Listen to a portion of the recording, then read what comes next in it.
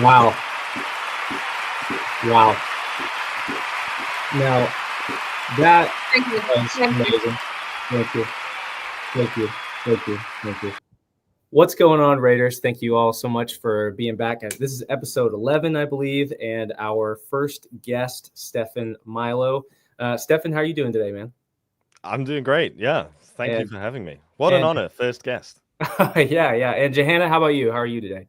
I'm doing well. I'm feeling really festive, and I think this is like for me, this is this marker of the beginning of my Christmas holiday. So I couldn't think of anything that I'd like to do more than talk about ancient stuff. So yeah, really excited. Yeah, and it's really, Stefan, because people on my channel know that me and my father often have like debates about ancient history, and it's weird because that's how I found you, because he would always send me your videos to be like, see, listen to this man. So I knew you before we got in contact, and it's exciting. Shout out to your dad. I actually saw the video of you and your dad too. I think that might have been the first video I saw of yours, maybe, perhaps. Well, I'll let him know. Yeah. So, well, Stefan, if you want to sort of give an intro to the audience, just say, what because you make great videos on ancient history, but they, cover areas that Johanna and I don't usually cover, the Paleolithic, Mesolithic, Neolithic people of the ancient world. So kind of like give a breakdown of your expertise and what drew you to kind of having a conversation about lost civilizations or Ice Age cultures with us. Yeah. So my channel is called Stefan Milo. It's my name, easy to find, or at least an abbreviated form of my long name. And yeah, like you said, I make videos. I tend to make videos about stuff that happened a really, really long time ago. Mm-hmm. Sometimes millions of years ago. A lot of human evolution. You can see like a wall of skulls, replica skulls, I should say, before we're demonetized. And yeah, I would say I don't have any expertise. I did do a degree in archaeology, and then after I graduated, I found myself doing other things. And then, like yourselves, probably I found myself drawn back into the ancient world, ancient history, and just thought this would be a fun way to continue learning and talking about it, and maybe turn it into a career, which fortunately it has become one, so I'm very lucky. And yeah, I have no expertise, but I try to interview a lot of people for my videos. And as for what drew me into talking about lost civilizations stuff, I didn't have a big intention to do that, but people started commenting, what do you think about this? What do you think about that? And so I found myself making a few videos on them. And I think you said the first video you saw of mine was when I made a rebuttal to Graham Hancock's first season of Ancient Apocalypse. Yeah. I remember. I remember something about there was a video that was intriguing to me. It was something like I watched a thorough review or something like I debunked everything or addressed everything that had to do with Graham Hancock's Ancient Apocalypse. Checking Ancient Apocalypse. Yeah. But in a really decent way, because there's a lot of debunking videos for or against Ancient Apocalypse can turn quite personal. And I did remember really liking your video because you were so fair and you didn't throw any shade. It was just like fact checking, and I really appreciated that. Yeah, I mean, well, whatever we agree about that, we're probably all interested in ancient civilizations. We all realistically share the same passion. Yeah. And I don't want to feel like I talk down to the viewer in any way who, didn't necessarily go to school to study archaeology. They're just following what they're interested in. So I can't say that, I'm only human. Maybe sometimes I get annoyed at things. I can't say that I'm always so polite, but I try to be. I definitely try to be. Yeah, absolutely. So, so recently, Stefan and I got in touch with each other, and I forget. You said that you wanted to just sort of have like an open discussion about lost civilizations, Ice Age cultures, Atlantis, whatever exactly Atlantis is. And I thought that was really nice because, I had thought that the Graham Hancock Flint Dibble debate would create a nicer environment, because at the end of the debate, Flint said something about, it'd be nice to bring the temperature down in the room. That's exactly the opposite of what's happened in the last, 7 or 8 months. And so I think that having a conversation like this, with an audience watching and being able to openly discuss these things in a friendly way, is really, really nice. And I'm honored to have you on the show. So what we did is, for everybody watching, is we went in and we each made, to have it more like a discussion, less than a debate going back and forth. It was, we each prepared a question for each other. So Johanna and I prepared 3 questions for Stefan. Stefan prepared 3 questions for Johanna and I. So I think would be like the Spider-Man meme, all of us good. Yeah. Yeah. So, I should have put that in here. So I guess what we'll do is, because we have about 9 questions in total, and it's going to take, it sounds like it's not very much, but it can go on forever. So I think where we'll start is, we'll start with Stefan, we'll go to Johanna, and then myself, and then we'll go around. Yes, first. So, I was going to say, for the audience watching, if you could, and I know that this is a broad question to ask, but if you could sort of summarize the Stone Age before 4,000 BC or so, the Paleolithic, Mesolithic, Neolithic eras, kind of like what we're talking about in the Ice Age, just so people have a primer before we start getting into questions. All right, the order. Oh, did you? Can you hear me? I can hear you. Stefan's. Can you hear me? Yes. You want me to go first? Oh, sorry. I thought you were waiting for a summary. Sorry, I'm sorry. I was asking you, just as a primer, if you could sort of. Oh, so we're all on the same page. What we're talking about when we say. Like early Stone Age.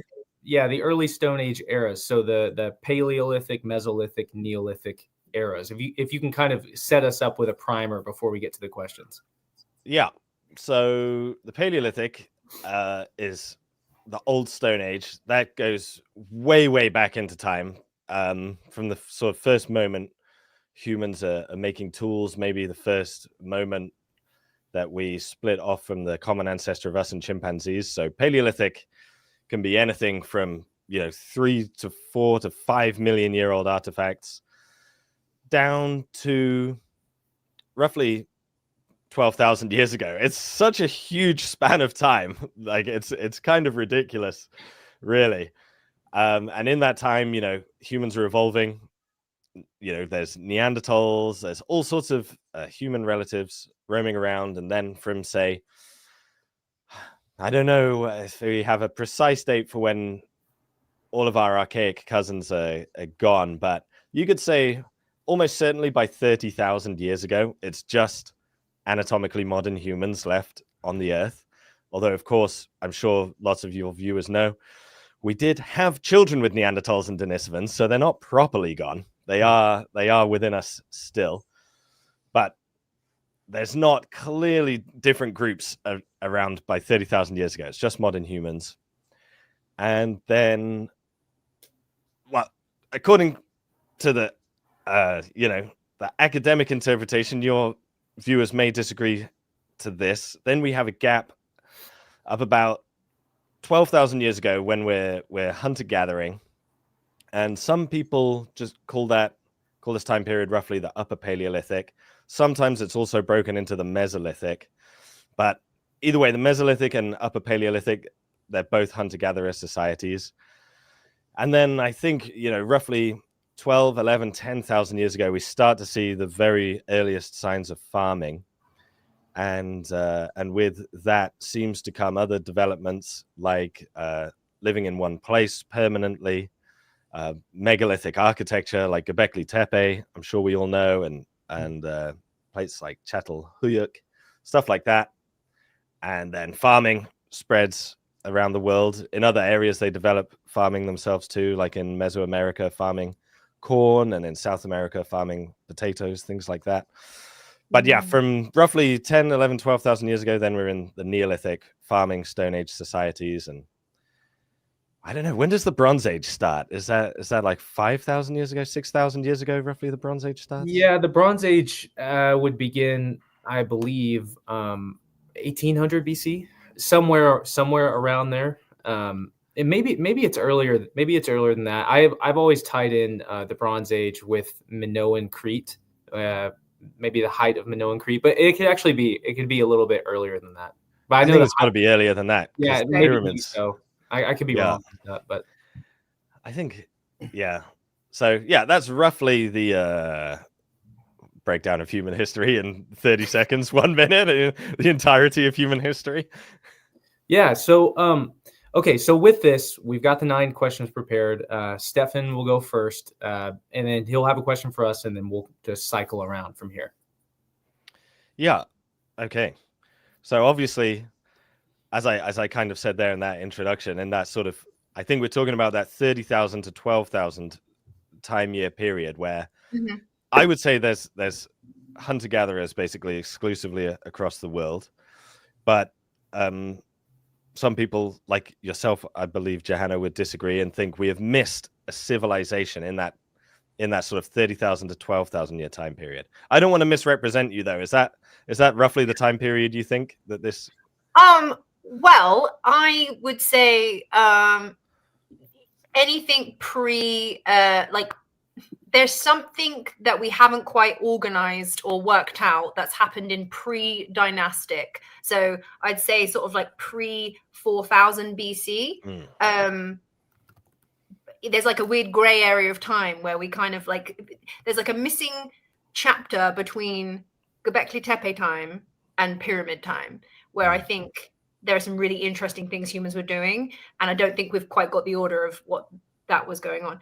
But then things before the Younger Dryas as well. I'm very open to there being things, cultures or humans who had specific skill sets that we maybe didn't know about pre the Younger Dryas. Are you how do you feel about the Younger Dryas? Have you looked into the theories on that and the papers on that? And I mean, I don't have any strong opinion on what caused it. You know, some people argue it was asteroid impact. Some people argue it was a result of all the ice melting and interrupting ocean currents, things like that. I don't have any strong opinion on that. Right? But you agree that there was like a sort of a catastrophic thing that happened around the Ice Age that really threw a lot of.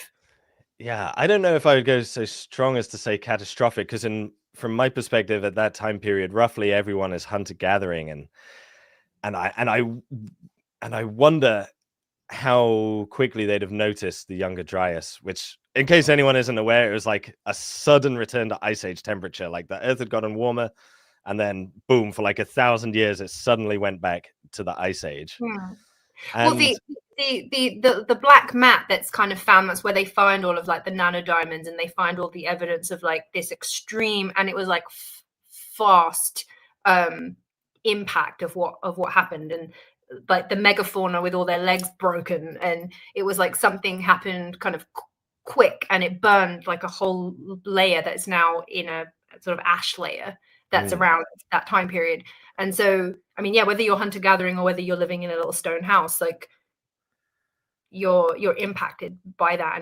And they bottleneck the chromosomes, right? The like male chromosomes completely shrunk. I think there was 17 women to every man around the Younger Dryas. I'm not sure about the genetic one, but what did you say something then, Luke? Oh, sorry. Oh, no. Now I've got it on here. I was moderating something. I've got it on here where your first question that I had sort of prepared an answer to when we shared these back and forth was, you were talking about evidence for lost civilizations. I thought about this. I think that it's interesting. I heard somebody say recently that they're starting to see this search for Atlantis as more so of like an era of lost time. And I don't know how I feel about exactly that. But I think that an interesting evidence for a lost civilization that even like South American archaeologists don't disagree with is um, there is a have you ever heard of Corral Supe civilization on the western coast of Peru? It's on this desert coast of Peru, and you had Corral Supe cultures. They were like twin cultures, and they keep getting destroyed by these cataclysmic events, El Ninos and La Ninas, just these tropical storms. And eventually, after maybe 10 generations or so, they move off of the coastline up into the Andes. And this is a pre-pottery civilization. We don't even know. We don't necessarily know what all tools that they had or their religion. We have no religious iconography from these people at all.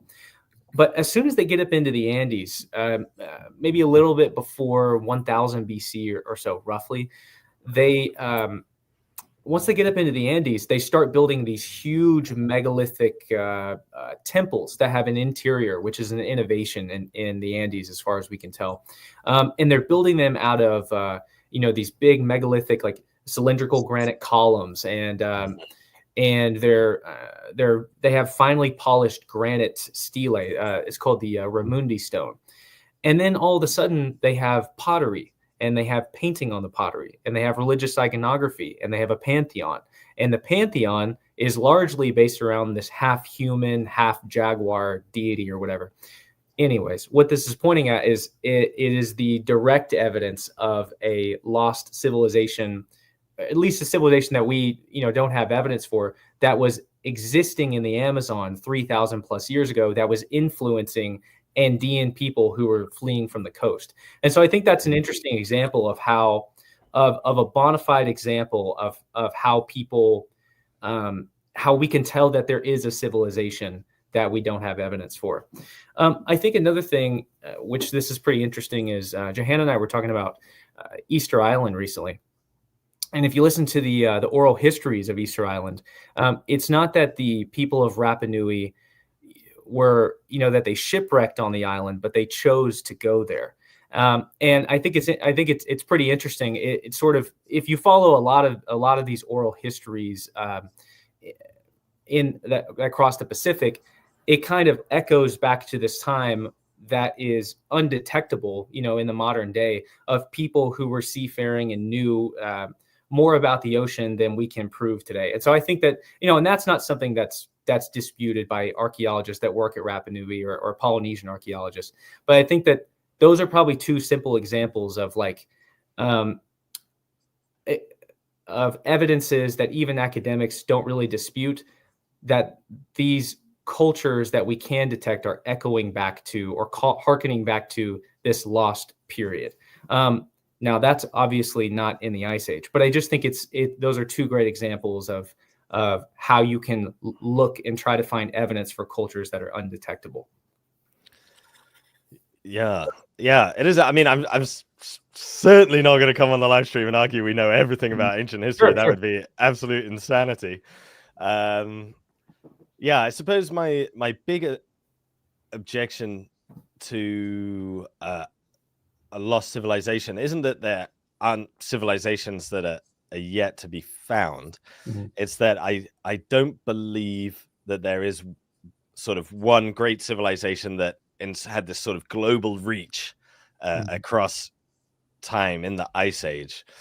That's the thing I object to the most. I think we should probably clarify what our markers of civilization are for each of us, because when someone says the words like lost technology, lost civilization, I've very much changed my imagination of what I thought if there was a lost Ice Age civilization or Atlantis. I used to look at it very much through the sort of Greekified version, and I was looking for a Bronze Age, sort of on par with a Bronze Age society. But now I don't think of it quite so much like that. I can see where Plato has repackaged the story of Atlantis for a Greek audience, and using Greek stuff that people would recognize, and the descriptions of things to be more Greekified.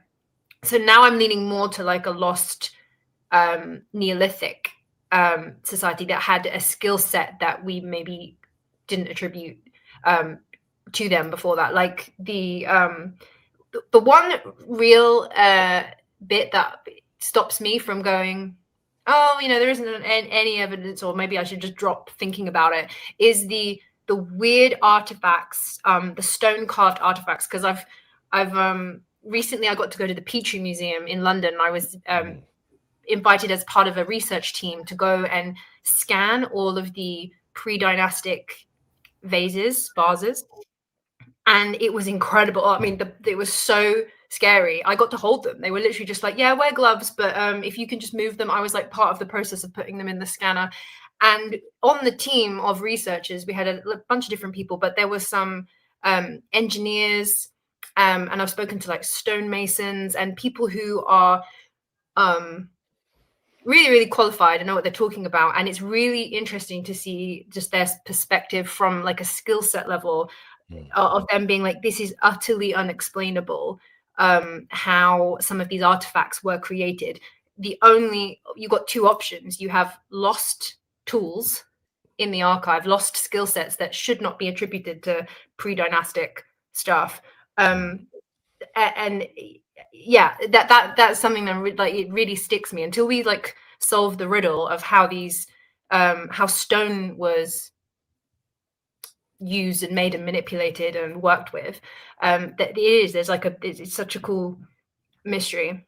And these artifacts are so odd. The fact that they just turn up around the Ice Age, they turn up, and then they stop being made around the second dynasty.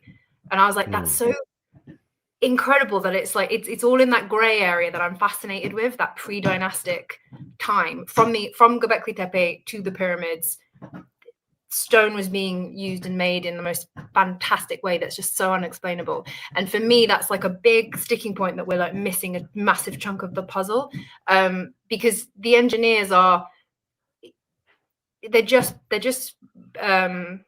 baffled. The one thing that they're sure of is that it cannot be made by the known methods of like stone artistry that we attribute to that time. Like it can't be like I hate to use the word precision because it's such a buzzword now. Like, but everyone gets their like, calipers out. Yeah, but looking at like the scan results, these things have been like they've been scanned from every which angle and modeled, and then you can pull it all up, and the results are just amazing. Like there's precision that's like you can't quite find with the human eye.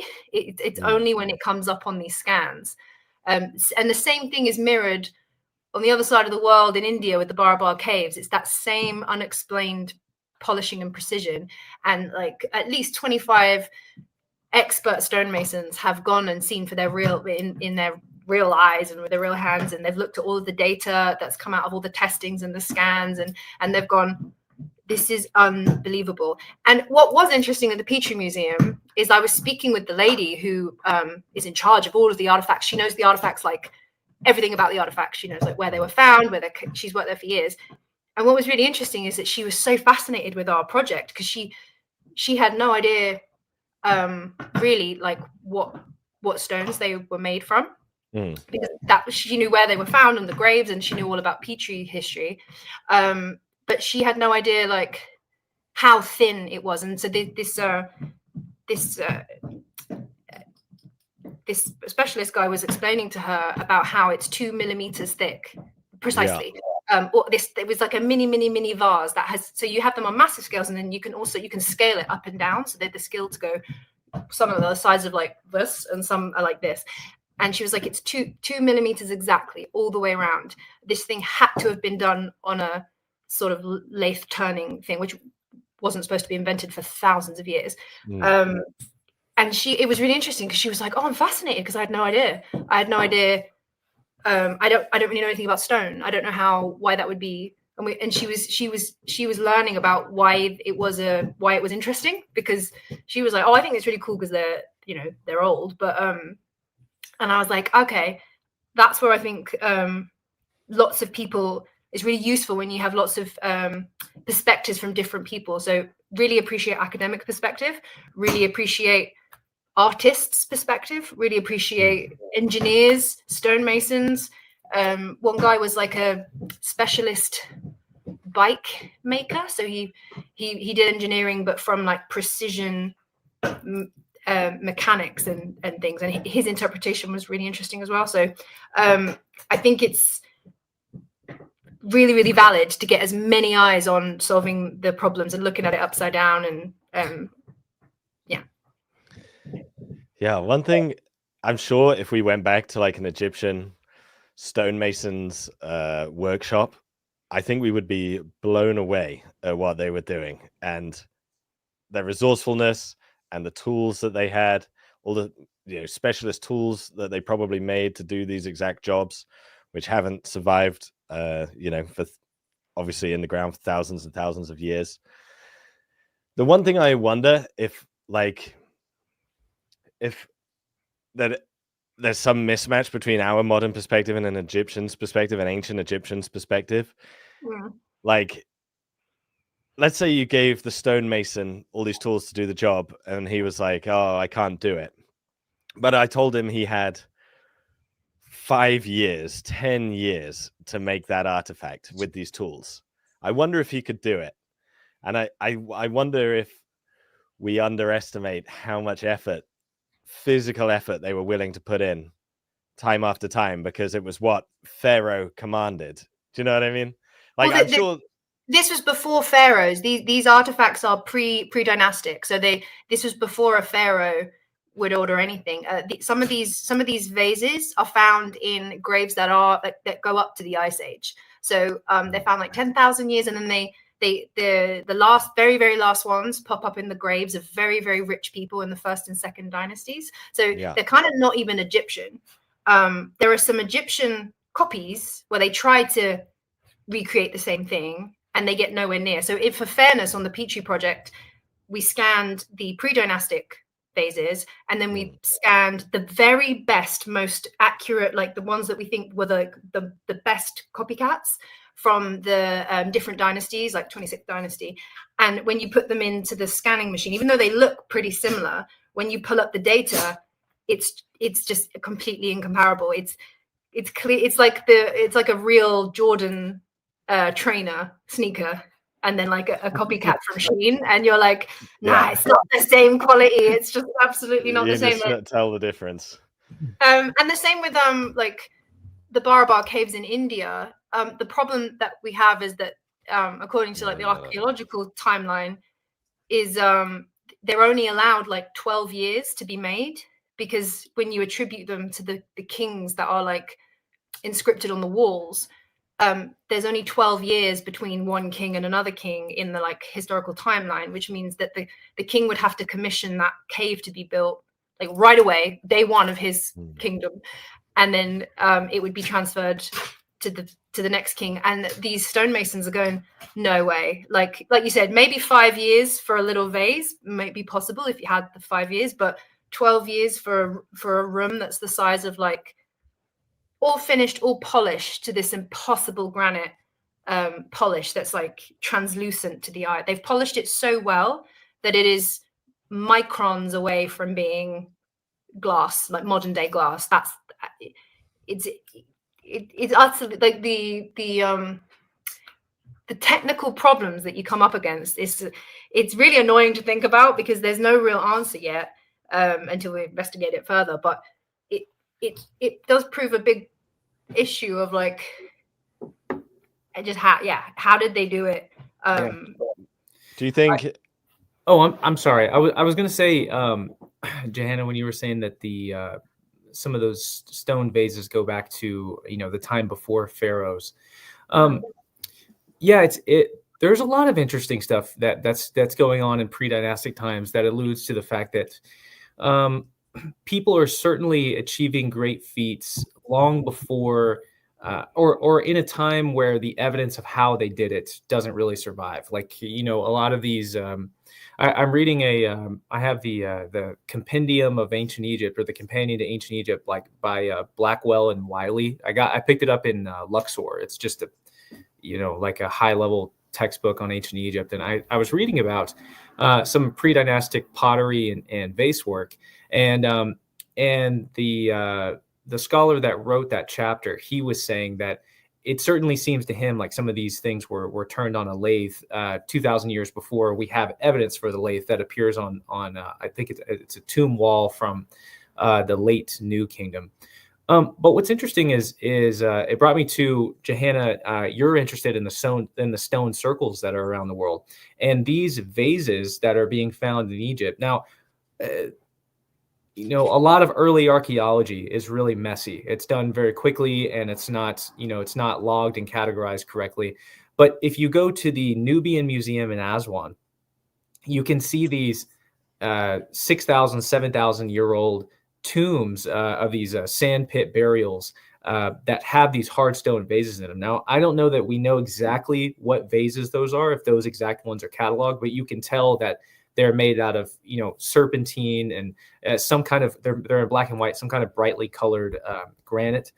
But anyways, this goes all the way back to the time of the Nabta Playa circles. Have you heard of this, Stefan? I think I have heard of Nabta Playa, This is, I think it's 5,000 to 7,000 BC in Egypt. This is lower. I call it Lower Egypt. It's Upper Egypt, right? Southern Egypt. But yeah, Johanna, you had a really, really interesting question for Stefan about stone circles. Now, this isn't something I know anything about, but I'm looking forward to hearing about it. Yeah, I just wanted to say, I was like, what would be your favorite standing stone, like megalithic site? Either if you could visit it, or maybe you haven't visited, it could still be a favorite. And do you see any link between the stone circles and different countries? Because widely. What would be the one I'd most love to visit? I think the ones I would most love to visit off the top of my head are the stone monuments in Brittany. There's like whole avenues of stonework, and they even have one. It's the largest stone that was ever moved in prehistoric Europe, and actually fell down. But this thing is like the size of an Egyptian obelisk. It's like 300 tons, absolutely massive stone. And what's interesting is they think it fell down in the Neolithic period because later Neolithic people took chunks from it and used it in like graves. So they're pretty confident it fell down like way in prehistory. So their engineering wasn't quite up to scratch yet. They had done well cutting the rock and moving the rock, but however they set it in the ground was a failure. But yeah, those ones I think I would love to visit the most in terms of like Neolithic monuments. I mean, of course, and like Göbekli Tepe, Karahan Tepe, all of these places would be incredible places to visit as well. As for whether I see a connection between them, I think I do. I don't know about across continents. I think like all the Neolithic monuments across Europe and the Near East, they're obviously inspired by a similar culture. We know from genetics that the farmers of Europe had spread out from the Near East. So I think, even if it's a stone circle in the north of Scotland or one in like Turkey, there might be a similar worldview underpinning like why they did that.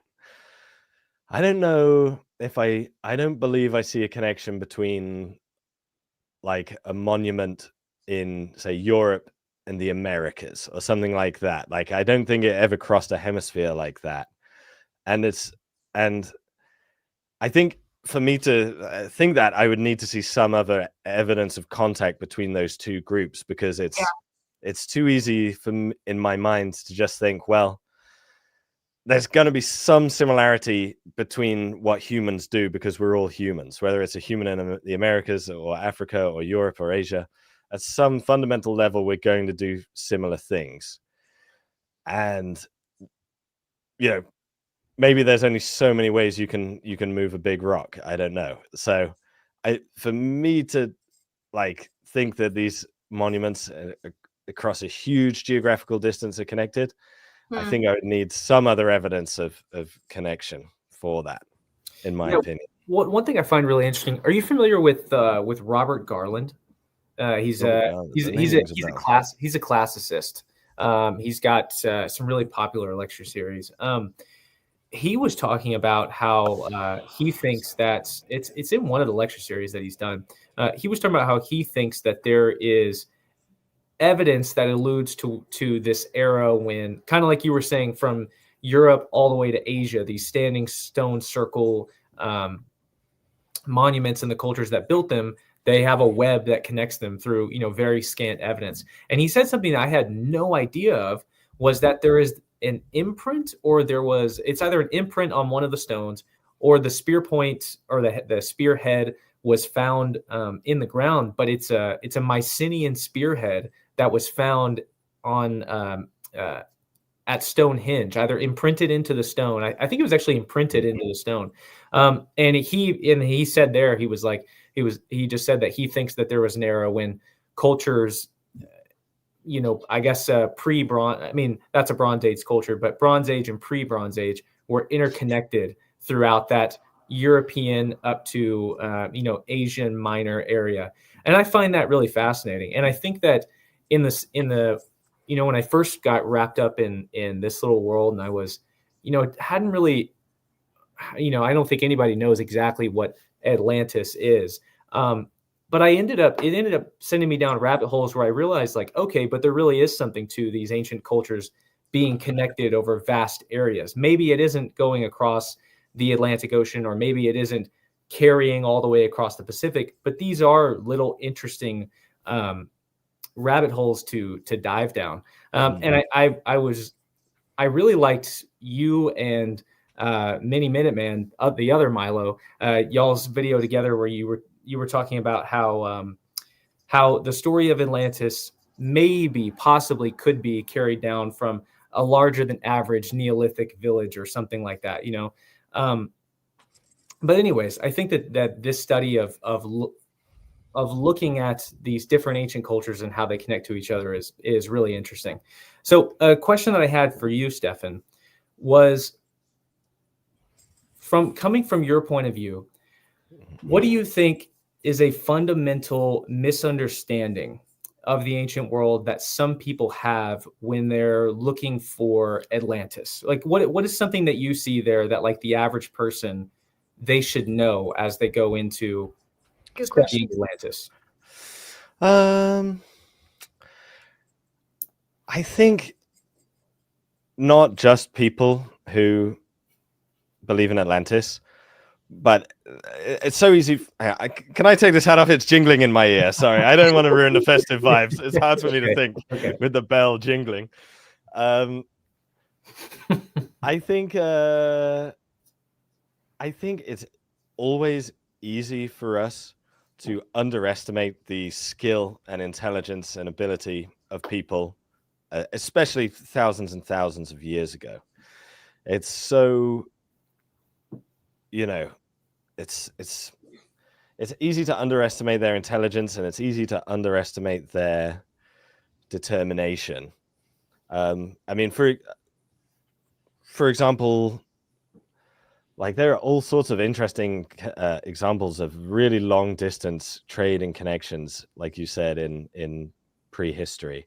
And a famous one from Britain just this year was that one of the stones from Stonehenge might have come from the north of Scotland. Yeah, like the top. Yeah, like as far north in Scotland as you can get. Yeah, around Orkney. And the effort to move that rock that far, just the sheer determination it would take, and it's just hard to understand their motivation. It's so, because we don't do that now, or if we do it with a truck and a plane on a road that someone else has built.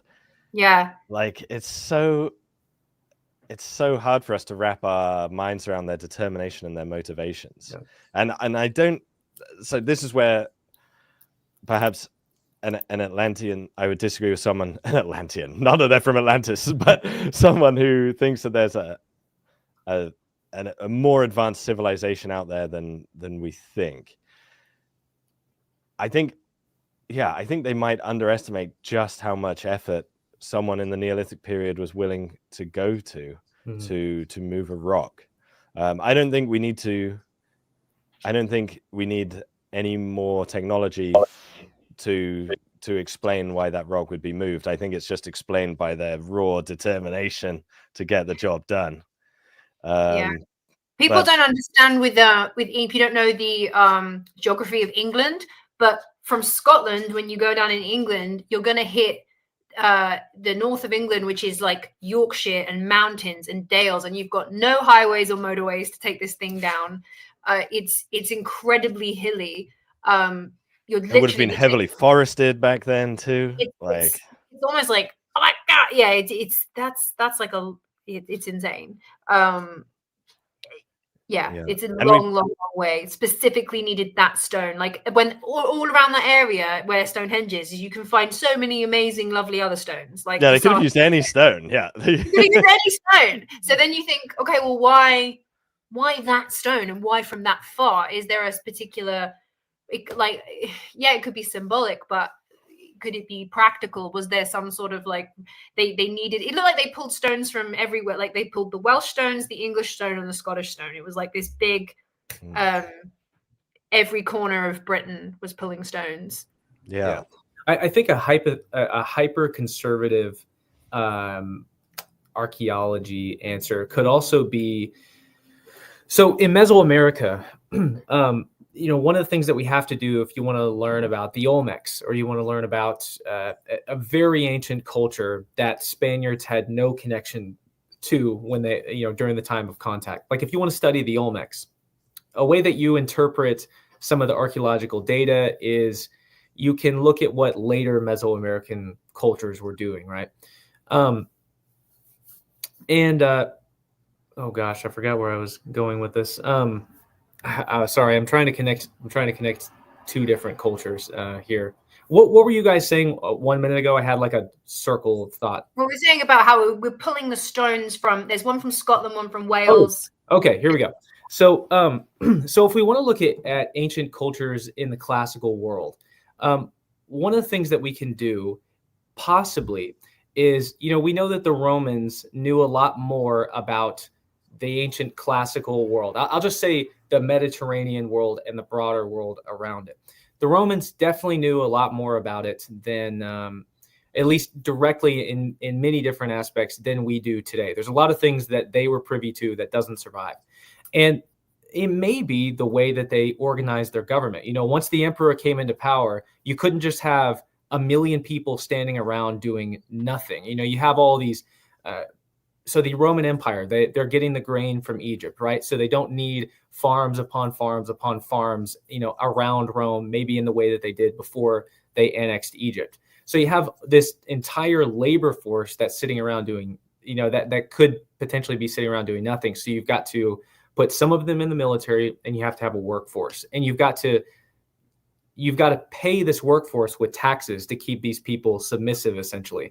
And so you have to have, government sponsored, labor activities. So, hey, we're going to build this temple. We're going to build this forum. We're going to build this temple out here.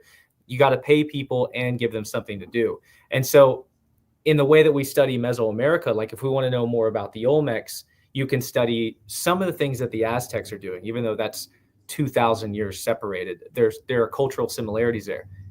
Well, the Romans may be alluding to us what's happening in ancient Egypt also. These big temples are being built, one, because it shows off the wealth and the power of Egypt and, inherently the pharaoh, but also Egyptian people need something to do because Egypt is so fertile. You have so many people sitting around that need to be paid to do something. And to have a well-functioning society, you have to have this labor force. So a hyper-conservative argument could be that, and I'm no expert in Stonehenge or the people that's there, but you have a high chieftain, you have these farms, people need something to do, they need to be rewarded for it. You start erecting, these huge monuments. It's just something that benefits your society. That's like a hyper conservative archaeological answer. I would consider that a very good answer, personally. Yeah. Where does everybody sit with the idea that rock has properties in it that, like, from a scientific point of view, you can access certain like electromagnetic energies. Like it's markedly, you can literally go with like equipment, and you can, the reason why these ancient sites were picked by the ancient was because somehow they were also attuned to the fact that there's like crazy energy sources that are underneath the temples. It happens in Karnak, it happens in Glastonbury.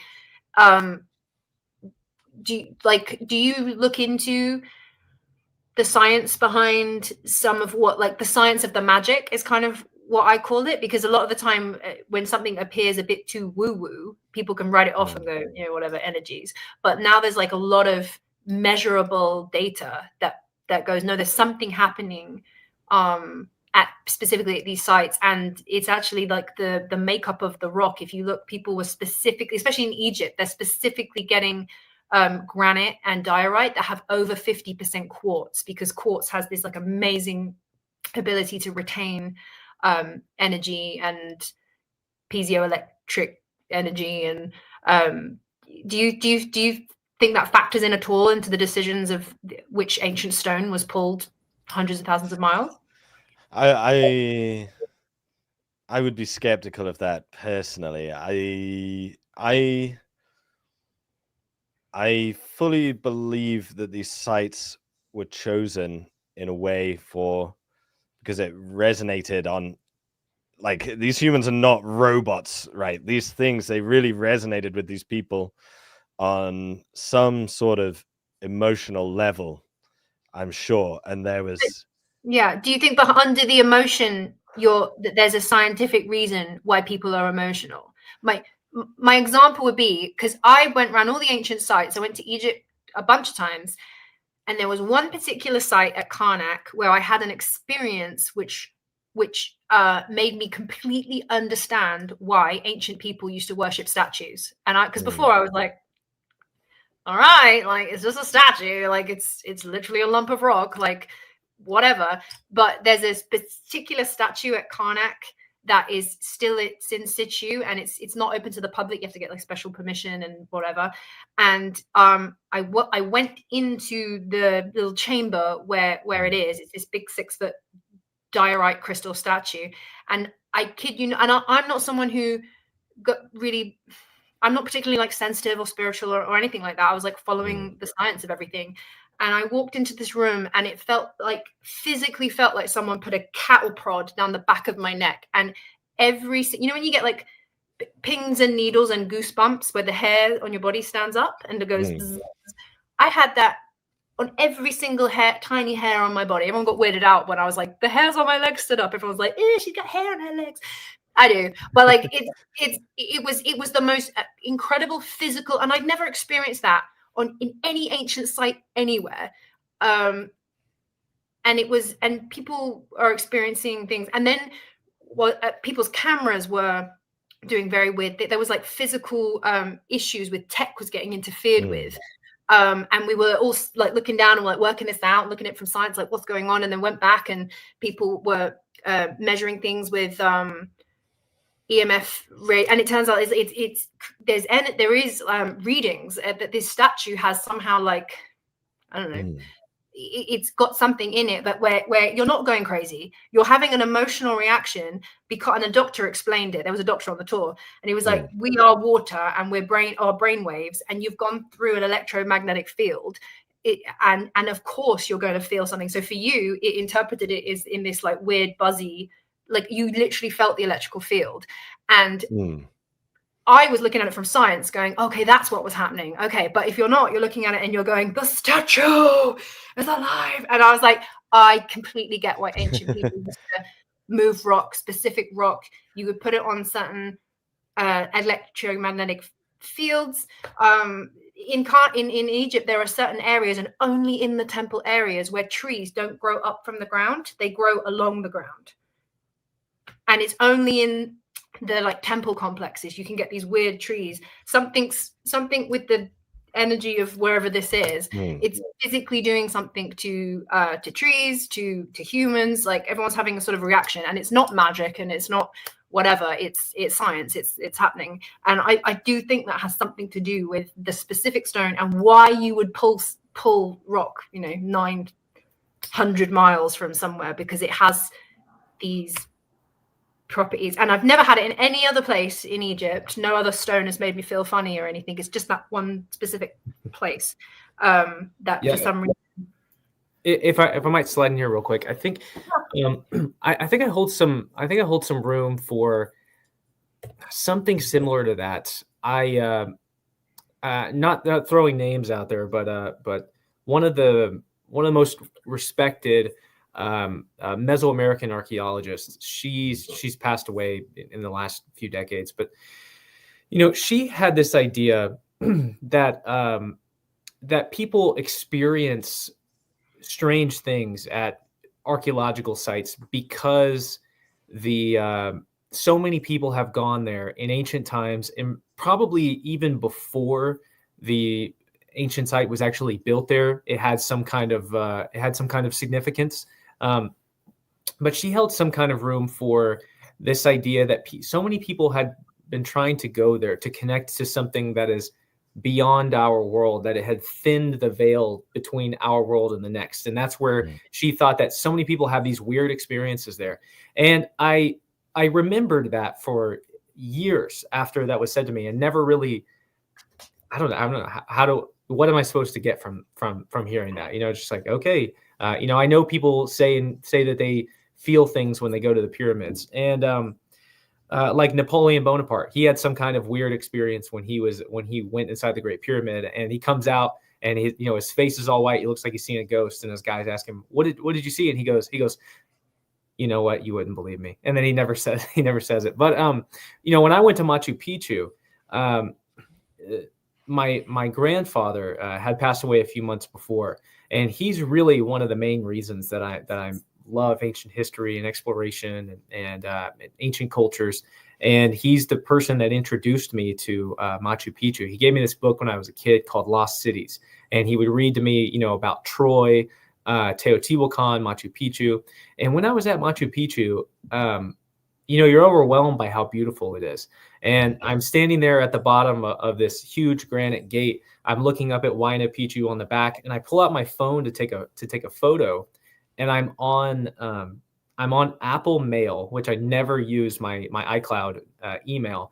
And I'm sending an email to my grandfather, who I had never emailed. It said richardmooney42@icloud.com. I've never sent the guy an email ever.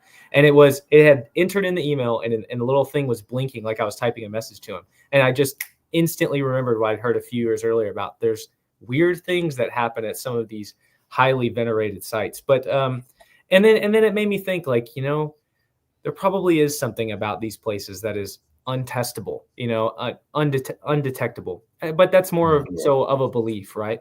But they are detected, like they're physically detectable. With we can read it with data. There was we were collecting information from the cameras because this statue, I don't know whether it's the quartz quantity in it or something to do with the crystals, but it was not photographing properly with proper DSLR digital cameras. Any other chamber in Karnak, we were taking really high quality, low res images because we were all, posing in the temples and being all like, yeah. But for some reason, this statue, the camera could not collect the data, and we were having issues on iPhones. We were having issues on DSLR cameras. So not only were people like physically feeling weird things, some people were going in and just bursting into tears for no reason at all. Like, it was very weird. And we weren't going in as a mass group. So you went in, you're only allowed to go in at like 1, 2, or 3 people. So I don't feel like it was a hysteria thing where like a whole group of people were kind of catching things. It was very much afterwards people were collectively having a conversation about what happened, and we were realizing. But then one really weird thing is that on the iPhone camera, somebody was trying to take a picture, and they took, when you can take pictures, multiple pictures in succession, it's like a fraction of a second apart, like, and one of them had the flash, and when it engaged the flash, it broke the iPhone camera and it whited out the screen for a whole photo, which apparently is only supposed to happen if you shine like a industrial torch into the lens of an iPhone. And then the photo after that was fine. And then I happened to, when the guy was showing me all of the pictures, I pointed out that the geotag only on the photo that had the weird flashback, the geotag jumped from being at Karnak Temple, from obviously whatever satellite it was pinging off, and then that one photo a millisecond afterwards geotagged to another side of Egypt. It was like on the Nile on the other side, and it was just this weird little like blip in the geotag. So there is something going on with technology like blipping a little bit, which again is like it's all measurable things on. It can't be explained by our emotions, basically. Like you couldn't explain it away. Yeah, it's like something physically tangible. And the same thing happened. Not the same thing. Similar thing happened on Easter Island. Normally I have a power bank, like a really good one when I'm traveling to like vlog everything. And my power bank can last me about 3 days normally. I went through it in a whole day because all of us, when we went to the different sites with the different moai, when you go up to the moai, in 10 minutes, your iPhone, it's dead. The cameras, some people had full DSLR cameras, like fully charged, and they would just go from full to blinking out. And they'd be like, hey, the people were going through batteries. We were on the bus going, has anyone got any juice, any charge? Because we're all losing it. And so something is happening, something happens to technology, and it's not magical, the ancestors. It's something tangible and data quantifiable is happening and interfering with us as humans and interfering with the electromagnetic. In fact, so much on Easter Island that they've set up they haven't got much data yet because I think it's only just started, but History with Kaylee sent me a paper. They've set up a monitoring project on the island to actually monitor what's going on, because it's so much so that it's a danger zone to put helicopters too close over certain areas of Easter Island, because it's like it's not safe. So I don't know to jump. Sorry to cut you off, but no, go for it. Jump in. I think I don't. People say things like energy, and I don't know what they mean really. So I'm skeptical of all of this stuff, but I can believe that, for example, with magnetism, like some rocks might be extremely magnetic for whatever reason. I think there's probably some part of our body that could subconsciously detect that we could maybe see that there was something about that rock that was different. I don't know for sure, but it's well documented that many animals can detect magnetic fields. And so perhaps there is room for something like that with that like particular statue in Karnak. I would be totally open to. I think there is room. Yeah, there is room that there's some part of us that can subconsciously detect. That's a big thing. And I want you to keep fleshing this out. I think there's a distinction between. Sometimes about twice a year, I'll go camping out in Big Bend, Texas, out in the deserts out there. And, I won't bring my phone or anything and just try to, I'll think about these early Stone Age people who are wandering through here every single day without being able to sink their attention into a phone or something. And I always ask my friends that I'm with, and they get tired of me talking their ear off about ancient people. But I always think, how much more would you be able to perceive the ancient world if this is all you interacted with every single day? And so I think there's a distinction with modern technology. Sometimes we can look into the past and we can see that ancient people are aware of something, they're perceiving something, but they don't have the same understanding of it that we do. And I think that sometimes when people look into the ancient past, they maybe have this idea that ancient people must have had the same understanding of it as we do, rather than, no, they're just perceiving it and they have their own explanation. I think we have it the other way. I think it's the other way around, Luke. I think that we can't see what they did. Like they saw that they were way more plugged in than we are, and we look through it through the lens of something. We're looking at it the wrong way around, and we're like we've got our many layers of glasses, and we're looking at it. It's hard to turn off that like modern brain of ours. Yeah, we're looking at it from a modern brain, and that's why we see so much stuff going. Oh, that looks like a helicopter and that hieroglyph, because that's what we see. Yeah, and we can't see, and we're looking, and that's what the puzzle of these ancient sites is. Well, you can't look at it through our brain. You have to look at it through, and they knew stuff that we have yet to rediscover. Like for sure, there will be things, skill sets that they just, you know, I don't think anyone would survive a night in the Ice Age. Any modern person, if you plonk them back, they would. So, go on. Oh, sorry. I was gonna say. So since I knew that we were gonna move through. Wait, if you were gonna switch questions, I have one more thing to say about that. One thing I wonder, and I just was thinking about it now when you were talking about Machu Picchu and the connection to your grandfather, and just generally feeling about these sites. One thing I wonder is humans are incredibly sociable animals. We're the most sociable animal on the planet, I would argue. I think that would be hard to deny. And yet, also, as a kind of apex predator, humans also are our biggest threat, right? Like, imagine you were transported back 100,000 years, 1,000,000 years, 2,000,000 years. Probably the biggest threat to a human group is another human group. And so I wonder if there is some part of our evolution that is so aware of when we're in a space that perhaps a lot of people have been, or that, you know, we're just so there's just some part of our evolution that is so always on the lookout for that evidence of human activity, because it could be a positive, but it could also be a threat. It's like the people that see faces in toast or the face on the Mars.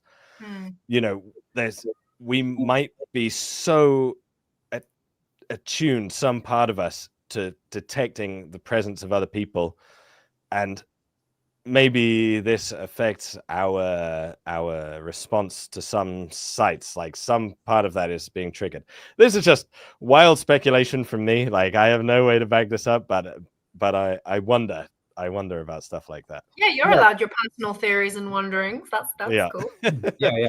So, okay, so since we're moving along here, I'd like to focus on our questions for you to allow you some time to like really expand and okay, so I'm gonna jump to my next question real quick. Is so when do you think that the first hominids arrived in the Americas, and how wide do you think that oceanic/sea travel was during the Ice Age? Oh man, I've given up on having strong opinions about when humans arrived in the Americas, because there's just too much contradictory evidence. I think it's perfectly reasonable to think so there's two things to say. Like, humans could have entered the Americas at various times and not left like a permanent population. And then there's the permanent settlement of the Americas that obviously happened at some point. So I would say the permanent settlement of the Americas is very reasonable to think it happened 25,000 years ago, that at least some people were here. Maybe if you find like very anomalous sites much earlier than that, it could be people arriving in the Americas and not, for whatever reason, succeeding ultimately, or passing down such a small genetic ancestry that it's virtually impossible for geneticists to detect. But yeah, I think the permanent occupation of the Americas 20-ish thousand years ago seems to be reasonable. There's an interesting site in South America where there's a glyptodon that was butchered. And what's interesting about that is that with a lot of archaeological sites, the thing that the humans leave behind is not always dateable. Like if it's a stone tool, for example, you can't really date the stone tool. You can just date the context that it was found in. But a butchered animal, can directly be radiocarbon dated. And that came out at around 20,000 years ago, that this animal was butchered. And yeah, like I said, I really like that, because we're not dating the context and maybe burrowing animals or blah blah blah moved it, all these caveats. Like, we're directly dating the thing that was butchered. So yeah, 20,000-30,000 years ago. But if by America we're including Alaska and that area, which was once obviously connected to Asia, hypothetically, people could have periodically been moving in and out of that area for hundreds of thousands of years, hypothetically. I don't know that I don't believe there's evidence of people making it further south into Americas at that date. But yeah, if we're including Alaska and Beringia as the Americas, then really all bets are off, because Homo erectus was living in China since like 2 million years ago. Yeah. And has been found as far north as southern Russia and Korea, which is quite far north, getting towards Beringia at that point, hundreds and hundreds of thousands of years ago. But yeah, whether they stepped foot across Beringia into America, I don't see why not. But the challenge with all these things is that if anyone did make it that far, the population is so small and sea levels have risen so much that it would be extremely difficult to detect. But there is an interesting site in, I know this year that there's a paper coming out on a really far northern site in Siberia that is believed to be Homo erectus, I think. I was chatting to one of the authors behind that paper that should be coming out soon. And yeah, so who knows, really. There's a, what you were saying about lacking evidence of around 20,000 years ago, people going further into the Americas. One thing that is interesting is there is actually a cave dwelling that was continuously occupied for 10 to 15,000 years in South America. It's on the east coast of South America, actually in Brazil. And they found the soot from fires being made in this cave that go back to 25,000 years ago. And that's just amazing that we don't find that's on the east coast of South America in Brazil. And the last place you would think it would be. The very farthest last place. So the Americas is a big puzzle. And then that kind of segues into part two of that question is, what do you think that because so much of this, the search for a lost civilization, takes place during the Ice Age, what do you think that oceanic and seafaring travel was like during the Ice Age?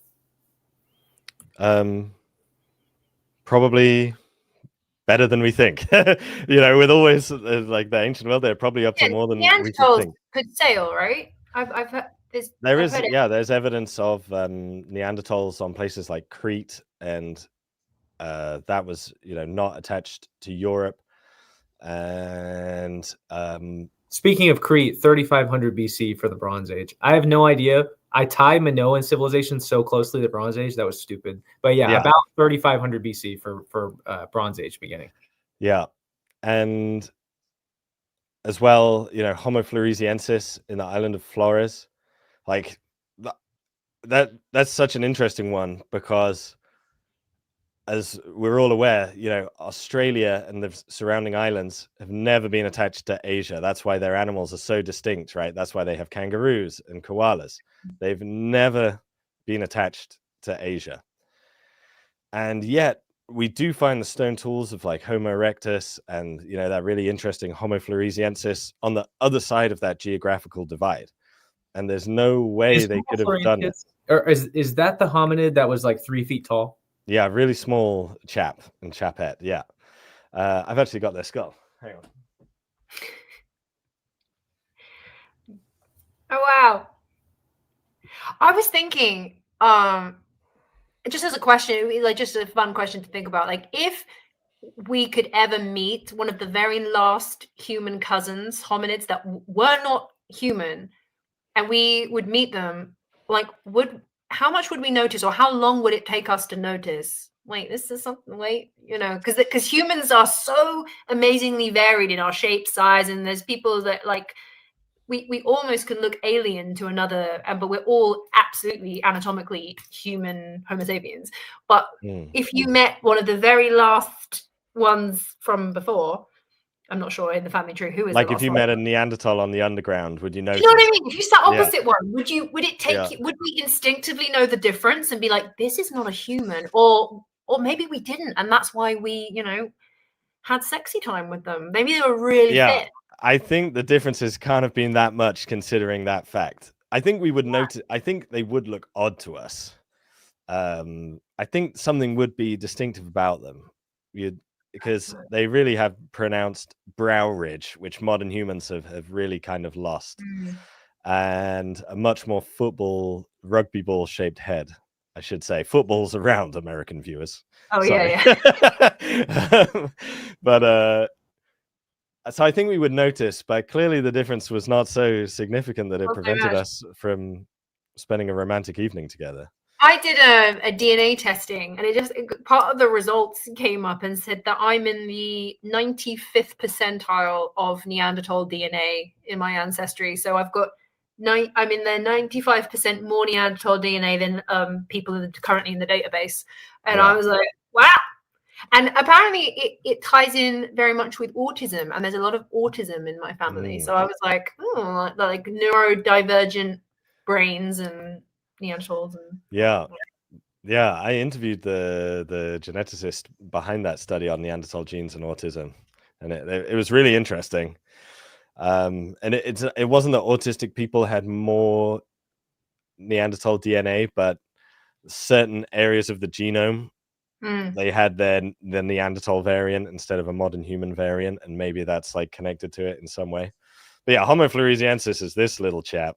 Oh my gosh, tiny. So small, like their face really tiny. And when were they alive?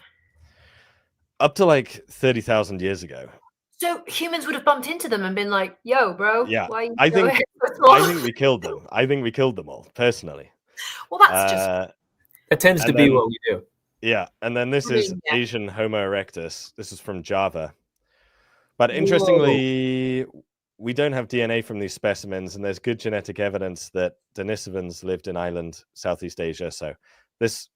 Oh, no, not this one. This is Sangaran 17. Sorry, this one is like 1.7 million years old. Massive. Look at that eye socket.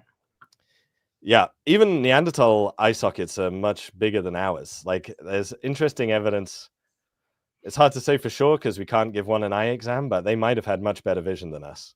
I mean, probably they're just way cooler. The whole idea of a caveman, I've completely, like, I grew up being fed all the information of, like, you know, the joke of like caveman and Neanderthal, ha ha ha, and I'm like, no, they were so cool and strong.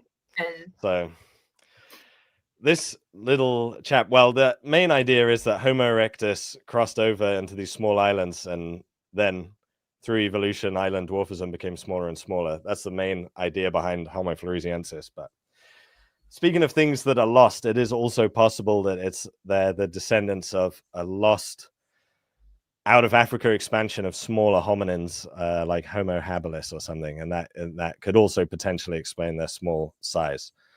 But I mean, I know you guys were going to ask about, like, have we found all the ancient hominins? And I would say that was one of Johanna's questions. Yeah, my question was, do you think we ever have we kind of like solidified the family tree of evolution, or is there still like big gaps and mysteries and hominids could be popping out all over the gaff? So many gaps, so many gaps. Like we know a lot. But to put it in perspective, the most human remains we have outside of our direct species, Homo sapiens, is Neanderthals. And Neanderthals lived for about 400,000 years, roughly 500,000 years. That's roughly the time that we shared a last common ancestor with them. And we probably have like 600 Neanderthals that we found to cover 500,000 years. And that's the most, I'm pretty sure that's the most of any other species that we found. For Homo erectus, it's less. For other species, it's way less. So there are so many things we don't understand about our evolution. And I know you were talking about the dragon man, that massive cranium that was found in China you wanted to ask about. That's a really interesting example because, first of all, I do wonder, like, it is a huge skull. Whoever had that skull was a big guy. They're a big chap, no doubt about it. But I wonder if we're so used to seeing the skulls of normal people, like this is kind of macabre, but what's the boxer who just fought this week? The British boxer. The last thing I Gypsy watched was King. the last thing I watched was the Tyson Jake Paul fight. And I know like one boxer named Anthony Joshua. Tyson Fury. Tyson Fury. That's it. Tyson Fury. Oh, Yeah, okay. What does his skull look like? Do you know what I mean? Like, yeah. Tyson Fury's that's gonna be. Yeah, he's gonna be a big guy. He's a big guy, and he's gonna have a big skull. So sometimes I wonder if that, maybe that hominin was just a massive guy even in their group. But yeah, what's interesting is that we have these skulls from China, and we also know from genetics that there was this group called Denisovans that lived in that area too. But we haven't got a DNA signature from the skulls yet, although they are working hard on it. So if in 6 months' time this is all totally irrelevant, don't blame me. But on the one hand, we could just think of them all as like, oh, they're Denisovans, they're a cousin of us and Neanderthals and blah, blah, blah. But we know from fossils like this, Sangaran 17, that hominins of various kinds have lived in China for 2 million years, probably. Certainly like 1.7 million years. And so these humans could be the descendants of groups like that, who we last shared a common ancestor with 2 million years ago, 2.5 million years ago, perhaps. Way, way, way more diverged than Neanderthals are. So there's certainly a lot of room to find different groups. A lot. So you would say you're really open to finding a whole lost family trees of cousins of hominids. I think it's most likely, yeah. I think that's most likely, yeah. But finding cultures of humans or hominids that had skill sets that match stuff that came later. So if there was like cycles, that's for you, that's like not possible. But you can. Do you understand what I'm asking? I understand what I'm asking you. Yeah, what you're asking. Sorry. Yeah, I think. Why do I hold that contradiction in my mind? Yeah, I think why I find like a more advanced civilization at some point in our evolution to not be likely, even like relatively recent, say in the last 20,000 years, is that I think humans are very, very good at expanding. And if there was some way of life that led to a lot of humans, being successful and creating children, I think it would expand. And so, for example, let's use the example of the Americas just to make it easy. Some people locate this lost civilization somewhere in the Americas. Mm-hmm. And I would wonder, in that scenario, why would we find the sites of hunter-gatherers all across America, and this one civilization that presumably had a way of life that would allow more children, more food, more life, wasn't expanding as much? Because some people always say like, oh, well, we have hunter-gatherers now and we have modern society now, which is 100% true.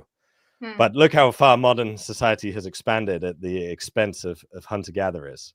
Yet when at these time periods where the civilization could have been, it's like it's the opposite. Everywhere we look, we see hunter-gatherers, and we never see this civilization that in theory would have had a way of life that would have allowed for more humans, more expansion.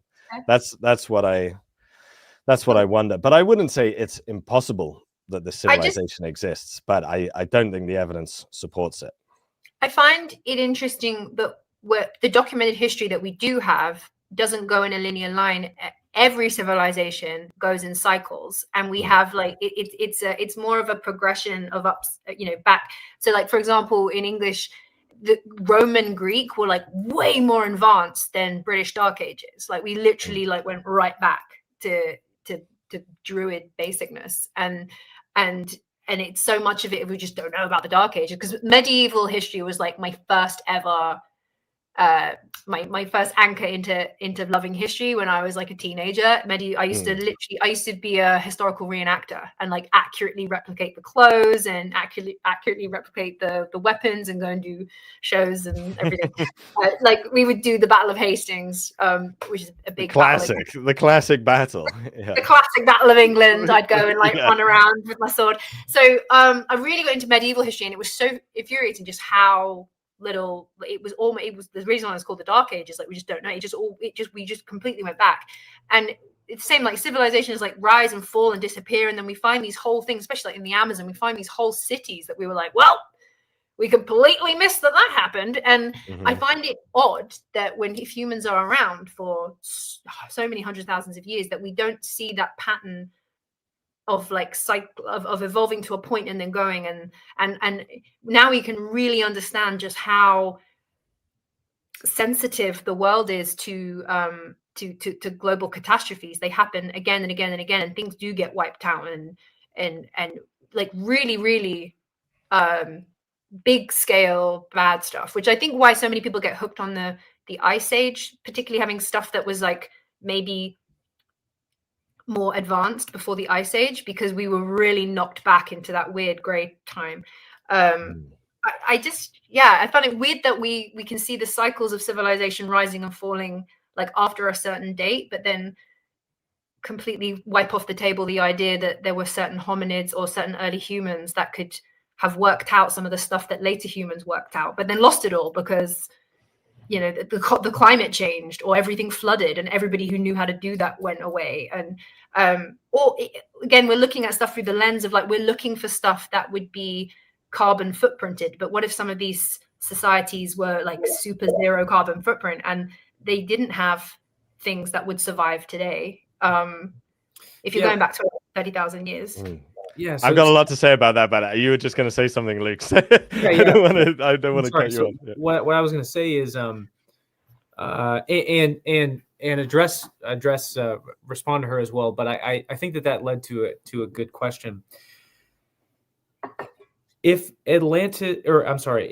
Plato's Atlantis is anything more than an allegory, coming from your point of view, what do you think is a hyper reasonable conservative explanation for, if it's based in reality, if there is something that existed 9,000 years before the time of Solon visiting the temple in Sais, Egypt? What could be some kind of reasonable explanation? And also a sister question to that is like, what I think I would be interested to know is what are some early Stone Age cities, villages, towns? What are some large settlements that we know of? So for me, if there's an element of truth in Plato's story, speaking of civilizations rising and falling, I think to me the element of truth is not the date of 9,000 years. To me, it would be more that they were aware that there was this like Mycenaean civilization that built these incredible monuments, built these big cities, created this incredible art that in Plato's time they couldn't do, right? Like, because Plato, I think I'm right in thinking, or no, not Plato, sorry. Who was the one who wrote the Trojan War? Homer. Homer. It's the period of living in the shadows of ruined palaces, Exactly, yes, yeah. So there is this, I think they were aware that there was this earlier time where something else was going on. And I think if there's an element of truth to Plato's Atlantis, it might come from that understanding. So it could be the Mycenaeans, it could be there's some vague knowledge of this incredible Bronze Age world. It certainly is not new to the Athenian, in the Athenian psychology, in their mythology of how the Greek world comes together. Ancient cities being destroyed by the sea, they're very familiar with it. I mean, you've got Helike, which is 376 BC. I mean, that Plato was probably, he may have been alive, or this was just before his time when Helike is destroyed. Santorini is destroyed by the sea, or volcanic eruptions. And Minoan Crete probably finds its end because of this. Mycenae finds its end because of climate change and catastrophes happening. And, you know, deep in their psychology are these really sophisticated civilizations that came before them that had just dramatically fallen for means that still aren't entirely explainable 3,200 years later. So anyways, keep going.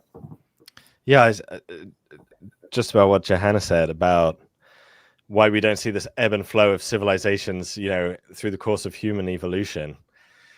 There's some things I wonder about that myself.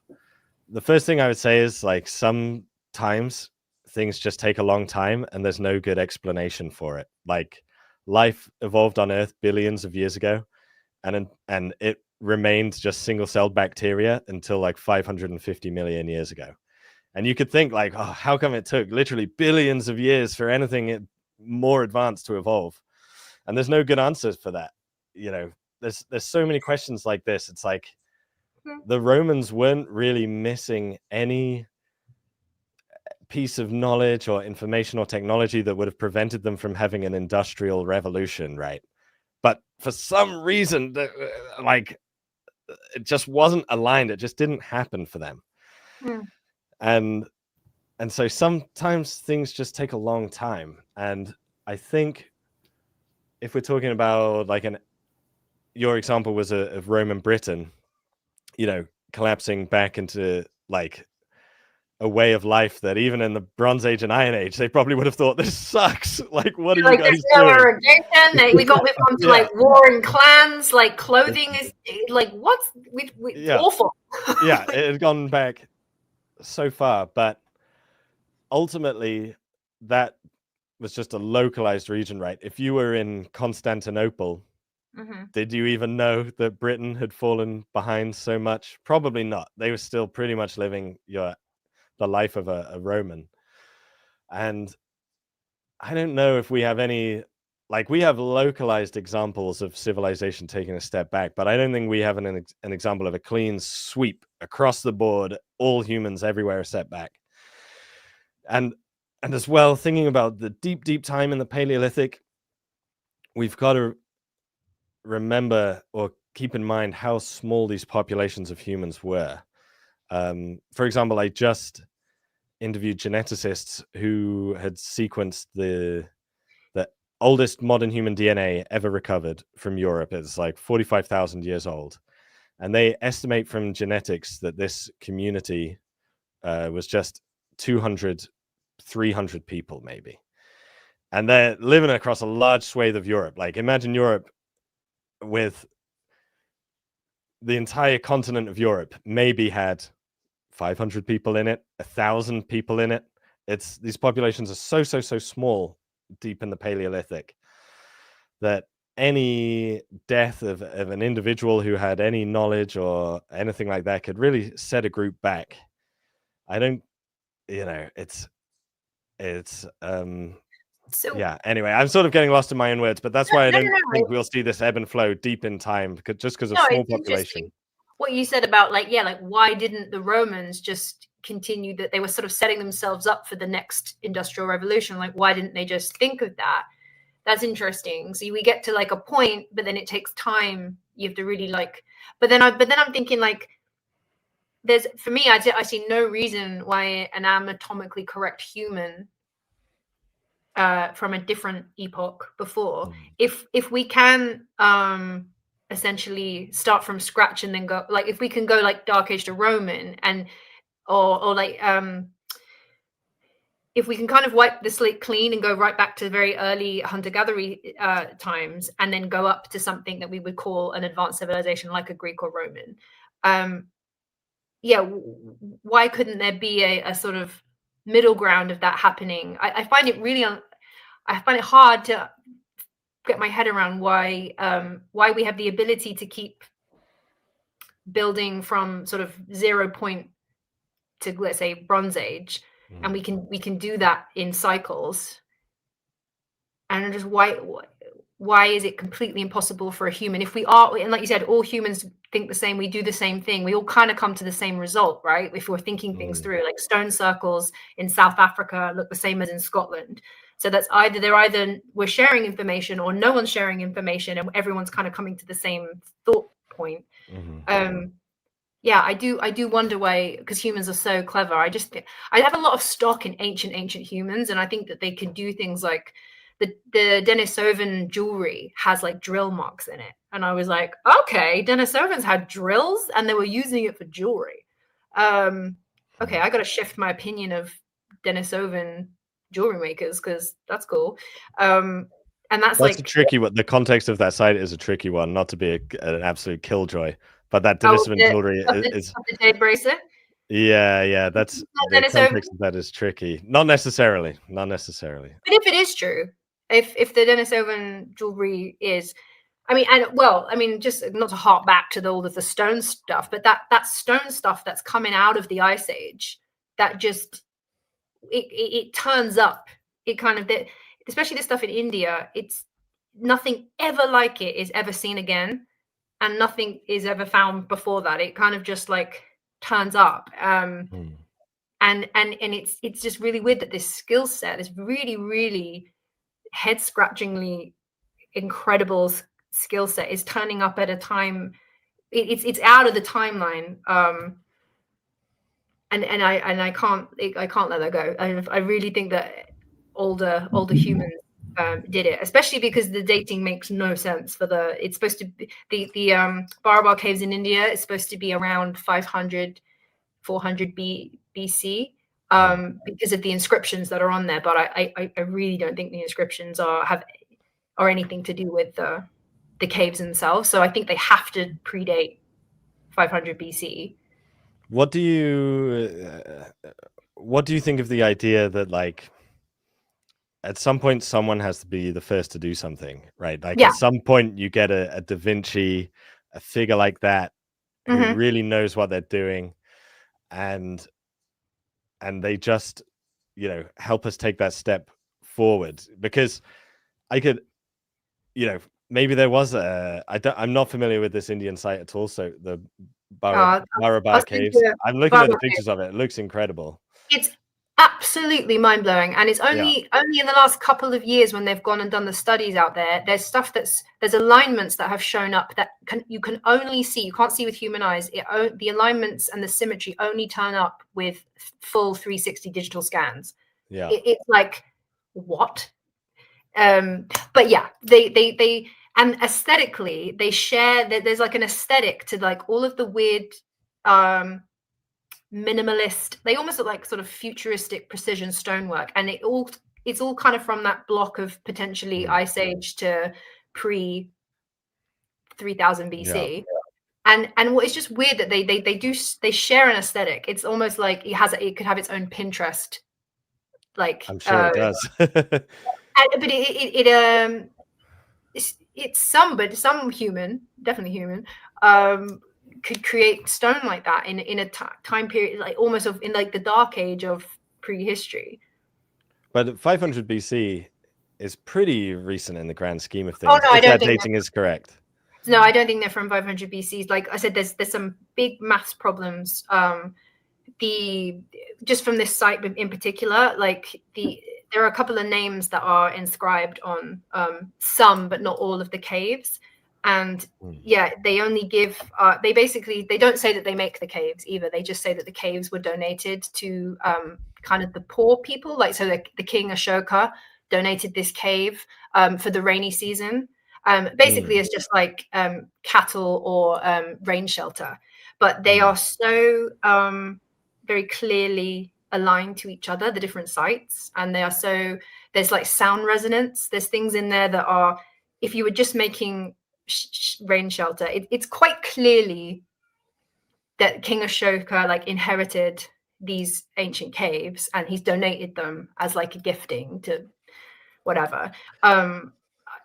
There's just no way that you would go to that effort. Like,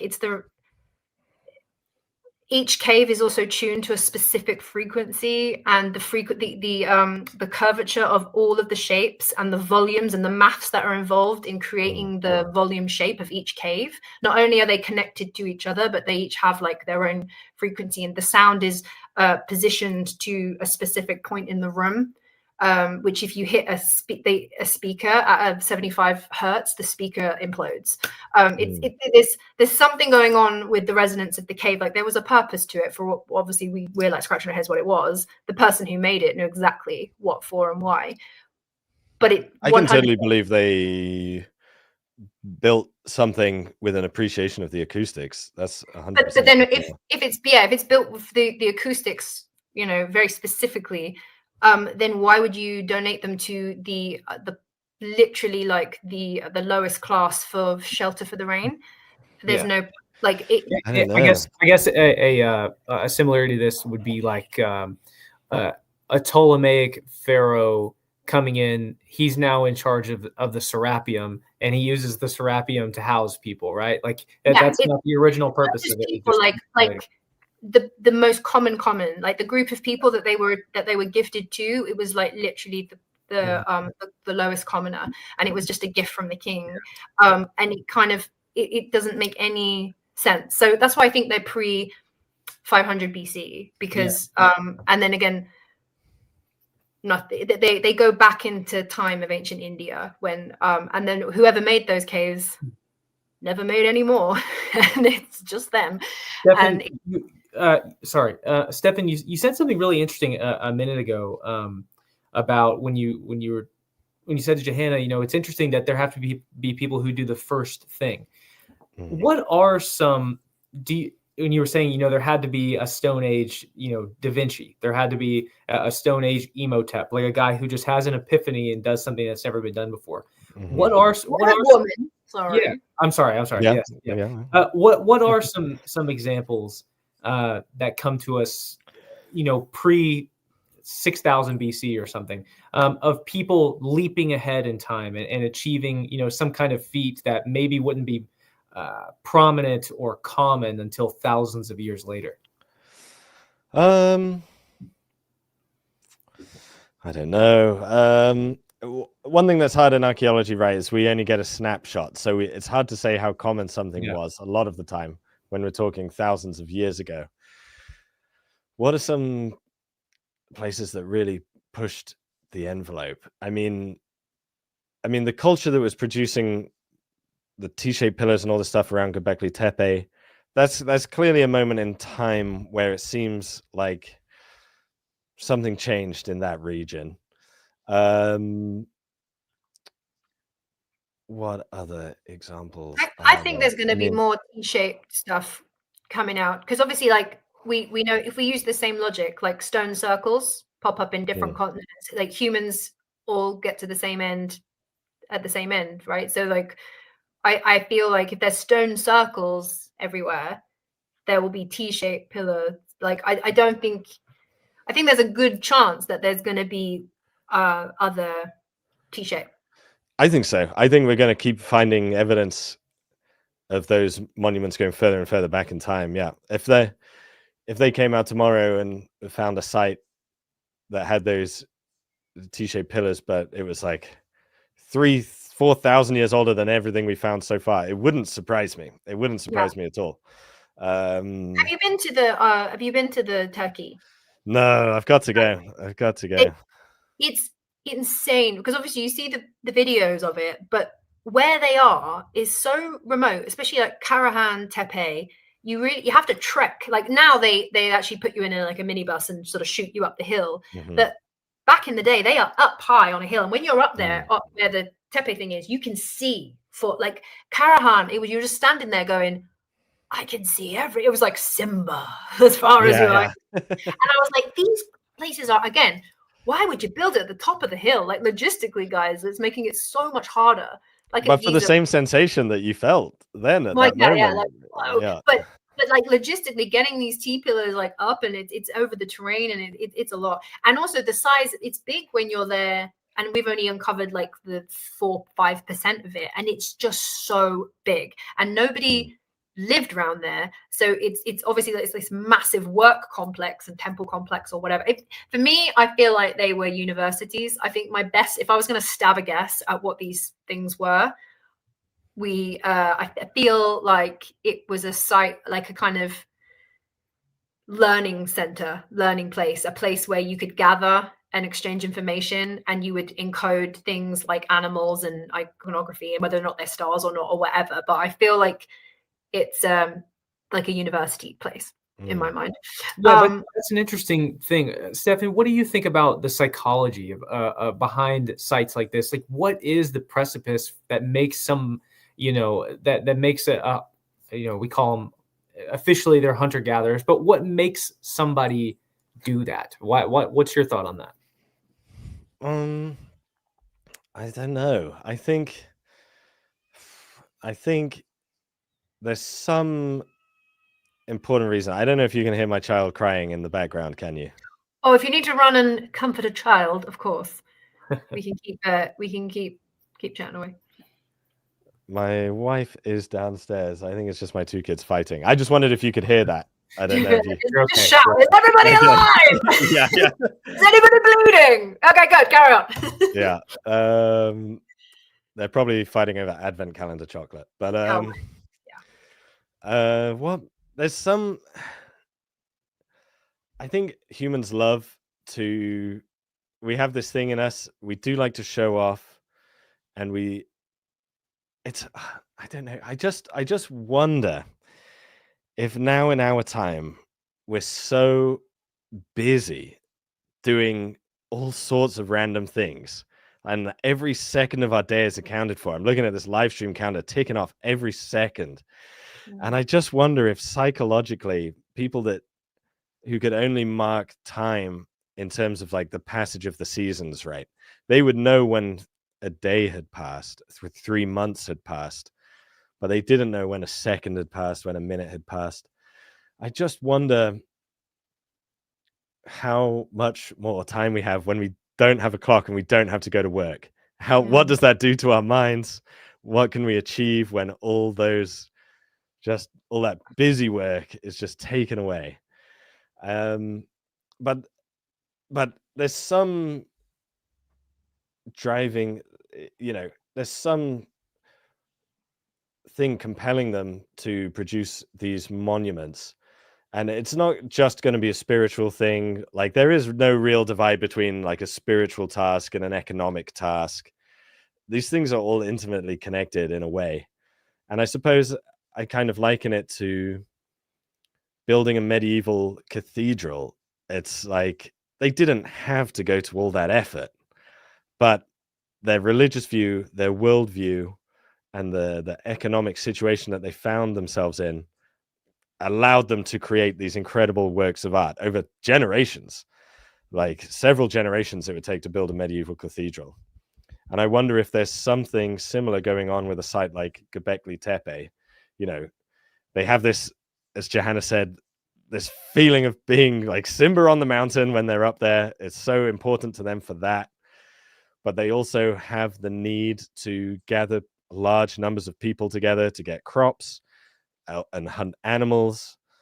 And so these like partly religious reasons, partly economic reasons are bringing all these people together at one spot.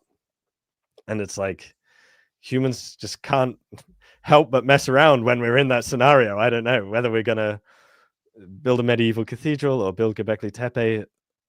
Like, that many people gathered together is probably going to do something. We're probably going to do something.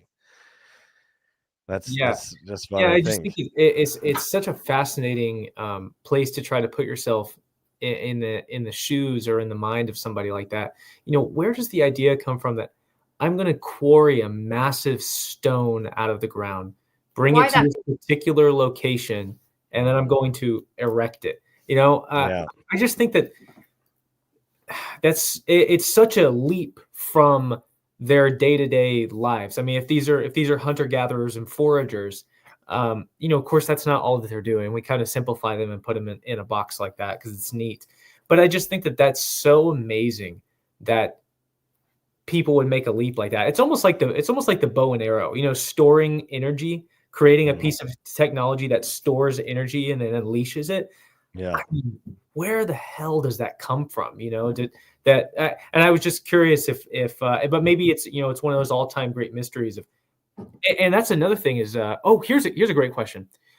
Before Göbekli Tepe, do we see any stone houses, or are stone monuments? Do stone monuments come before stone houses?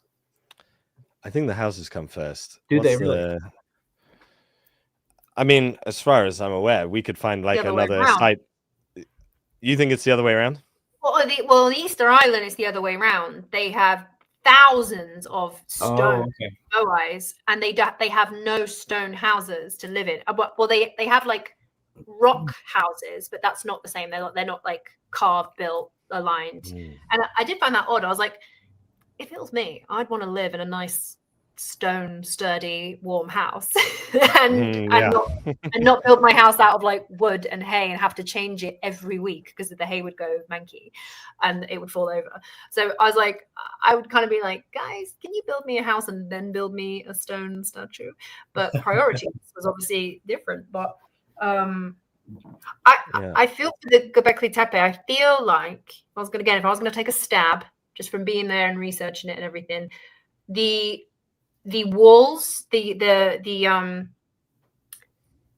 pre-pottery Neolithic walls that hold it up were not part of the original design of the T-circle. The cemented floor and the erected T-pillars, like 100% were there before, because you can literally see with your own eyeballs when you go around, they're using the wall to prop up broken T-pillars, and they're recycling bits of other T-pillars that have already fallen down by that point in the walls. And like you said, you can't date stone, you can't date the T-pillars, you can only date real bits of organic matter that are in the very bottom layers of the wall. And that's where you get the date of like 9,600 around that time BC. The wall and that like style of wall, you can see that in like Jericho, which is around 8,000 BC. It's that pre-pottery. So I feel like there were two stages to these sites, and there was the people who made the pillars and carved the pillars and erected the pillars, and they're freestanding. And some of the sites have walls and some don't. So I feel like it was I think there was like a second season of people that were using the site and were building the walls and repairing the walls and getting them held up and potentially adding roofs. But then I think that the original like university lecture theatre idea or the standing pillars was probably from people before that. You mentioning the pre-pottery thing has made me remember something. Like, it is kind of interesting. Speaking of how ideas come and go and there's seemingly no justification for it, it's like they could build Göbekli Tepe, but they couldn't make a pot. Isn't that interesting? And in Asia, it's the opposite. They had pottery 20,000 years ago. Like, the oldest pottery in the world is all from China and Japan. Over 20,000 years ago, they had worked out to make pottery, but there isn't like a Göbekli Tepe. And like, I don't know. To me, it all just seems so random. Like, it doesn't seem like there's any pattern to it or any.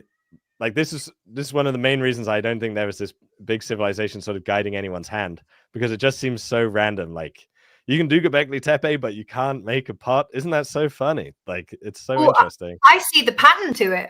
In my eyes, I see a period of time where people were insane with stone. Really old, like we're talking couple, maybe say 1,000 years before the people who built the walls to re-prop up Göbekli Tepe, the people who were carving the animals and getting these like really amazing anatomical like jaguars and whatever and birds and everything. And at the same time in India, you've got the people who are doing like the cave stuff potentially, or you've got the people who are doing the stone vases. These are the people who don't know how to make pottery. The potter's wheel hasn't been invented. They don't have metal, yet they can do stone. And I see a pattern in it. I see this like, yeah, it's kind of the wrong way around. There was like a period of time where humans were really good with stone and then it kind of, then we learned how to do pottery and we left the stone stuff. And then we picked up the stone, being good at stone again, more in like the later dynastic Egyptian time, but we still weren't quite as good as the people who could do the vases, the Göbekli Tepe carvings, like I see the opposite. I see a pattern. I see amazing stonework people, then I see pottery people, and then I see stone and pottery people. but the stone and pottery people were never as good as the first stone people. And yeah, I'm like, who was it, and how? If you didn't have the metal and you didn't have the wheel, why and how were they so good at stone and carving stone and manipulating stone? And yeah. Why is that first? I don't know. I why wonder.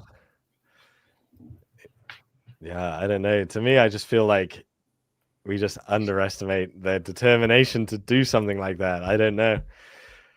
Like, this is a later time period,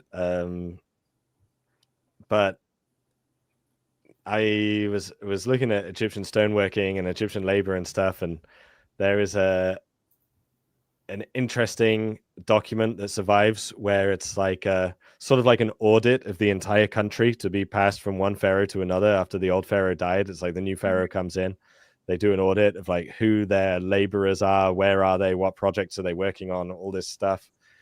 I can't remember the names of the pharaohs now, but it was the pharaoh that built Medinet Habu, I think. Anyway, the numbers of people that they're like putting on these tasks is crazy. I think he gave Medinet Habu like 50,000 people to help build. And it's like, we don't know what he means by 50,000 people. Is that 50,000 individuals, or is it families, or, extended families? It's not so clear that 50,000 people literally means 50,000 people like in a line. But still, whatever it means, it's a lot of people. And I wonder, I've been wondering this whole time with the site in India. It is incredible. And if, according to the inscription, again, I don't know much about the site, but you said it was roughly made in like 12 years or something, according to the inscription. So, yeah. So if you're going to go by the inscriptions, and you're going to there's so many anomalies, but the inscriptions say they name two kings. One king donates some to the poor people, and another king donates. But the timeline of those kings is, it means that that cave would have to have been constructed, like literally ordered and constructed and finished in 12 years. Which is, yeah. Do you think it's possible for 20,000 people to do it in 12 years? That's all I wonder. Like, no, because the problem you get is that it's carved into the rock. You can't fit more than, if you had people working, they couldn't all be in there. Yeah, couldn't all be in there at a certain time, even if you had different people on different shifts. And also, how do you see? Because they didn't have. There's no evidence of like flames or torches. Like, how do you irrigate all of the dust that comes off when you are polishing down granite and doing granite? You can't have that many. Like, breathing becomes a crazy issue. Like, there's people. Well, maybe the king wouldn't have cared how easy it was for them to breathe.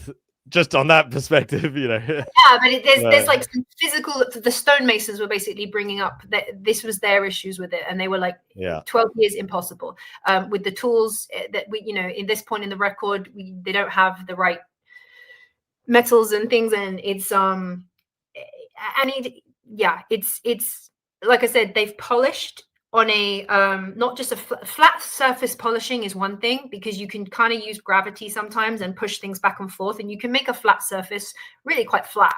But when they have intricate curve and arc, and we're talking about their complex, there's a 3-point arc. So like the trajectory of the curve changes at 3 points, and it is mirrored symmetrically exactly on the other side. The symmetry in these caves, they're up in the like 80%, and that's thousands of years later with all of the like dents and whatever. We're talking crazy symmetry that again only shows up on scans, not to the human eye.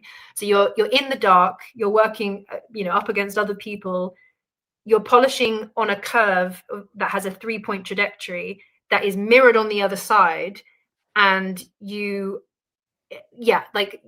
there's so many like physical complications, like to the point where like they don't know how they would do it today.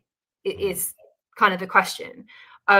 Getting granite to be 2 microns away from modern day glass, like that's how flat the surface is. It's just you think insane. it's too much? You think it's too much?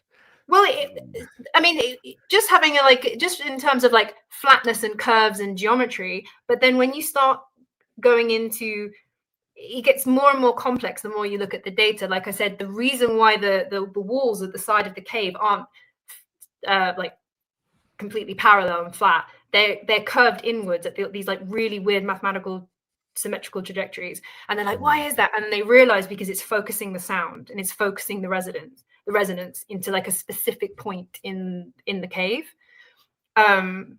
which is around 80 centimeters off the floor.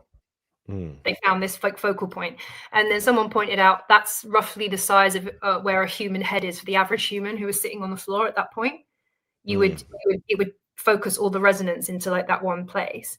And then there are caves that are like the alignment is, you think there are individual caves, but when they've scanned them and they've looked at them, they are perfectly aligned with a cave that's on the opposite side of the mountain. Which again, you're like, how do you line that up precisely? As in, absolutely, they are. There's like a parallel. The exit to the cave, you've got this cave, and the entrance is on like a kind of weird parallel, and you're like, why do you do that? Why don't you just go straight, like get in and out of the cave? But the reason is because it connects and it aligns with another cave that's on another site, and they're matching each other. We don't know why that is, but just weird bits of data that makes it so complicated. And the more stuff they find, the more I go, I don't think this was the King of India commissioning this to be made for the poorest people so they could put their goats in it for the monsoon season. I think he had no idea about what this cave was. What about, I mean, the sound thing I don't know about the site, but the skeptical mind in me says, like, let's say, to go back to Renaissance Italy, we look at Michelangelo's David, for example, and admittedly, it's marble, not granite, so it's a much easier thing to work with, I imagine. Not that I've ever carved a single rock in my entire life, but that's what people say. But Michelangelo also didn't have any modern measuring equipment that we have, and yet was able to create these incredible works of art, even though I'm sure he had more technology at his disposal than, whenever this cave was produced. But do you mean the painting, sorry, or the statue? The statue, I mean. Oh yeah, it's like he's still with his own eye could create that, and I don't know what the limits of the human eye are. Do you know what I mean? Like, he didn't have any sophisticated measuring equipment and still could produce that. The stuff, the Greek statues and the Roman statues and the stuff out of marble, they're not, they are amazing, and they are amazing, like accurate human bits of art, but they don't possess the mathematics of the same thing. Well, what about a cathedral then? A cathedral, for example, still is symmetrical. I don't know how accurately. But still, they didn't have measuring equipment like we do. They had their own measuring system for sure, and there's a measuring system that's being used at Barabar. There's like the Barabar cubit or whatever, because the maths has been worked out. So they all had their own measuring system. It's more when you're creating something in 3D, like how do you keep the symmetry? How do you make one side exactly like the other? How do you mark that out? If you're using hand tools and you're hand chiseling and then hand polishing, like how do you make that? How do you keep the curve? And there is a difference in the Michelangelo artwork, is that it's not symmetrical. The faces are not, you're not, one side of the face is different to the other, one side of the hand is different to the other. And also marble is a very different stone. And you're also allowed to have a whole different set of tools by that point in the historical record. You're allowed a lot of different... I'm so sorry to interrupt. My daughter is screaming for daddy. Do you mind if I mute it and just take 1 minute? I'm so sorry to cut you off like that. I'm so sorry. No, that's fine. We're going to make sure everybody's got their questions in for the final questions. Just give me 1 minute. I hate to cut you off like that. I'm so sorry. No, I'm not sure. Here, Well, let's do a let's call for action. yeah, let's hit some soups here real quick. Jet Ison, man, thank you so much. Atlantis is not a myth. What do you think? I happen to agree with you, Jet. I think it is. I think it is definitely some human remembrance of that cataclysms wipe us out. Yeah, I think Plato he's definitely using it as a literary device to remind the Athenian people what happens if you have a poorly run government. But I think he's drawing on memories of ancient people, and I think human beings have a long history with advanced cultures and cities being destroyed by cataclysmic events. I mean, that this is happening in the Greek world during the Bronze Age. It's happening in ancient Peru 5,500 years ago. This is happening all over the world. So I think that this story of Atlantis is just like the most iconic example of somebody drawing on past human experiences. And he's writing it to remind the Athenian people that, this isn't going to last forever. We have to take care of what we're, we have to take care of the city and I can go on and on about Athenian democracy, but, or Athenian government. But no, I don't think that it's entirely a myth. Plato's description of it that he's drawing from Solon, who lived like 3 generations before, it may not be 100% correct. Some of his measurements might be off. Who knows? But I don't think that it is entirely made up like a lot of people think. It's honestly pretty effing great to have an open-minded skeptic on board, such as Luke. I myself am also an open-minded skeptic. Kudos. Well, thank you very much, Hyper Baroque. Yeah, I mean, I guess I have one foot in each side. I was talking to the Snake Bros yesterday, and I was like, you know what? I'm done with this label of like alt history or pseudo archaeology or whatever. It just, I don't know. I just think that there's some people who aren't so, crazy off on one side, but like to view some things from this side angle. And so, yeah, about a lot of things I'm skeptical about. I certainly have a hyper conservative archaeology background in school. We even had anyways. But thank you very much. Yeah, I try to just, I'm pretty conservative in my approach to things, but I also love to have an open mind. And I certainly, even as being like I'm openly a Christian religiously. And so I certainly have room there are things in life that are just undetectable thus far. Of course, that's getting off into beliefs, but it also is connected to my views with archaeology. So where were we? Sorry, I thought it bumped her knee on a kitchen cabinet. I'm sorry. Oh, You're all good. So here's something that I love to ask people. So my place in the ancient world that I love to escape to is Egypt's Middle Kingdom. I feel like it's kind of even though there's a lot of tumultuous things happening, in the first intermediate period and the second intermediate period, this little area of the Middle Kingdom of Egypt seems like this peaceful, sort of stable time in Egypt when you're living in the shadow of the pyramids. But the 18th dynasty isn't rocking yet. Egypt isn't quite taking over the Holy Land yet. You go Middle Kingdom. Yeah. I think it's an interesting little time period here. I go Old Kingdom any day. Sure. Well, the dynasty was rocking. The thing is, with the Middle Kingdom, you get to look at all the stuff from the Old Kingdom, but you don't have to like be a part of it. You can just appreciate it. But it hasn't, gotten all grotesque and yet everything. Like it's not starting to get ancient yet. But that's my little like mental retreat that I like to go to. That's the place that if I could, yeah, if I could go somewhere in the ancient world, it might be that.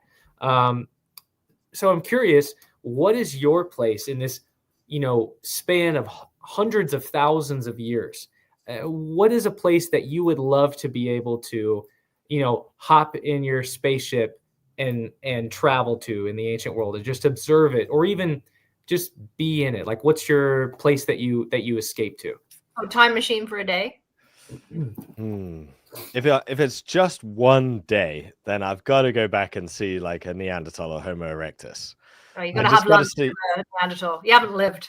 Yeah, I've got to see. I want to know how much language they had, what kind of clothing they would wear, like all the stuff that doesn't survive at all in the archaeological record. Yeah, I'm sure I would be absolutely amazed at what they were up to. But I think if I was with them for 6 months, I'd get a bit bored. You know, in the Ice Age, it's going to be pretty samey. So if it was a time period longer than a day, I think, I don't know. I got to see how they built the pyramids, man. I just got to go see how they did that. Like old Kingdom Egypt, it would be crazy to go back to. Like, I think I mentioned in the text message to you guys when we were organizing this thing, you can't love archaeology and not love Egypt. I think, you know, it's yeah, absolutely. You've got it. I think it's everyone's like first love, maybe, and what got them into archaeology is all the incredible monuments of ancient Egyptians. Yeah. You know, people, I get referred to because in Texas, you know, one of the things in our when you get a degree in anthropology or cultural anthropology or archaeology, a big focus here is Meso America, because Texas is just it's a quick flight down into Mexico, and I have a close relationship with Dr. Ed Barnhart, and I've gone on lots of trips with him down into Meso America, and that was really because it was accessible. It was very accessible to me, you know, through university. But my first love was always Egypt, and always has been. So I totally agree with you that Egypt is just. I told you, Hannah. I think we did a podcast after Peru, like in the day before I went to Egypt, and I was like, you know, I just don't know. Peru was so amazing, and just the setting of it was just so mind blowing. I don't know how it's going to compare to Egypt. I was like, just wait, bro, just wait. I was completely wrong. And then he went to Egypt and was like, what? just the Giza Plateau alone dwarfs every other archaeological site that I had ever been to. And Karnak was really impressive too, but impressive in different ways. But Egypt, man, it's just, golly, it is. I've been doing a deep dive lately on the psychology of Egyptians, and you have to think, man, think about during the late Fourth Dynasty. You're living in the shadow of the pyramids, you know, but Fourth Dynasty is still pretty much, or, you know, Egypt is rocking pretty much until you get to the end of like Pepe II's reign and in the first intermediate period. But, you know, their perception of the world around them is just this vast wasteland of emptiness. You know, they probably know about the Tigris and Euphrates River that's far away, but it's not as bountiful. It's not as lush as Egypt. You know, their perception of their world just has to be that they are these divine people who were allowed by the gods to be able to live on the fertile oasis that stretches a few hundred yards on each side of the Nile. And this was the center of the world, if that makes sense. It's the center of their world. Yeah, I just think that's so interesting. And it's funny, you know, as a guy who's dived so deep into the hundreds of thousands of years of human history, you know, even you are like, well, if I could go anywhere, it would probably be, you know, just has gravity. I'm just thinking of bang for your buck, you know. I think like another great option would be something like Persepolis, like the capital of the Persian Empire. Yeah.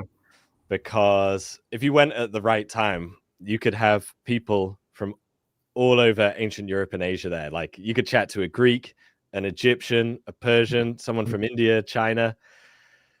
Like the Persian Empire obviously spanned all of those regions, and it doesn't have to be that, but at some points there are certain places that get really cosmopolitan for the ancient world. And in terms of bang for your buck, traveling back in time, somewhere like that might also be a contender, just in terms of how many people you could chat to. Yeah. So, okay. So this is interesting. So how much of your time do you spend studying the late Stone Age, the time that we're talking about, right now. I guess you're in the Bronze Age when you're talking about Fourth Dynasty, but you're also sort of at the end of the Stone Age because bronze isn't everywhere yet. So, how much time do you spend studying the really late Stone Age, early Bronze Age? And I guess, I'm sorry, Persepolis, you're into the Iron Age by then, right? Yeah, that's like 500 BC or something. Yeah. 300 BC, just before Alexander the Great. Mhm. I don't know. I mean, probably like you guys, I jump around. Yeah. Before, I used to read about human evolution a lot just for fun, and then when it basically became my job to present videos on that sort of stuff, I tend to read about different time periods now, just out of enjoyment. But I think once you're into history, I'm into any period of history. Like, I'll be reading about like life on an 18th century warship, and then I'll be like, okay, Absolutely. so what were Neanderthals up to like 50,000 years ago? Yeah, I can just soak it all up. I may not remember it, but I can read about any time period, and I'll probably love it. I actually just picked up Dan Jones' Henry V, the new book that just came out. I don't know if you guys have seen this, like at Barnes & Noble. It's in all the displays. I picked it up to read during the holidays, but it is so jarring to me because I'm not familiar with any of the English or French towns or provinces or anything. You did check with me. I'm your British pal. I need to. I need to like have a companion Johanna as I'm going through this. But no, I think that's so interesting. A little fun fact: did you know that this is like, I'm drawing on 3 years ago memory now, so I might not be exactly correct, but the word paradise, I think, comes from Cyprus the Great in Persepolis. I'm pretty sure he was living in Persepolis. But it was the word for his garden, and he pulled all of the most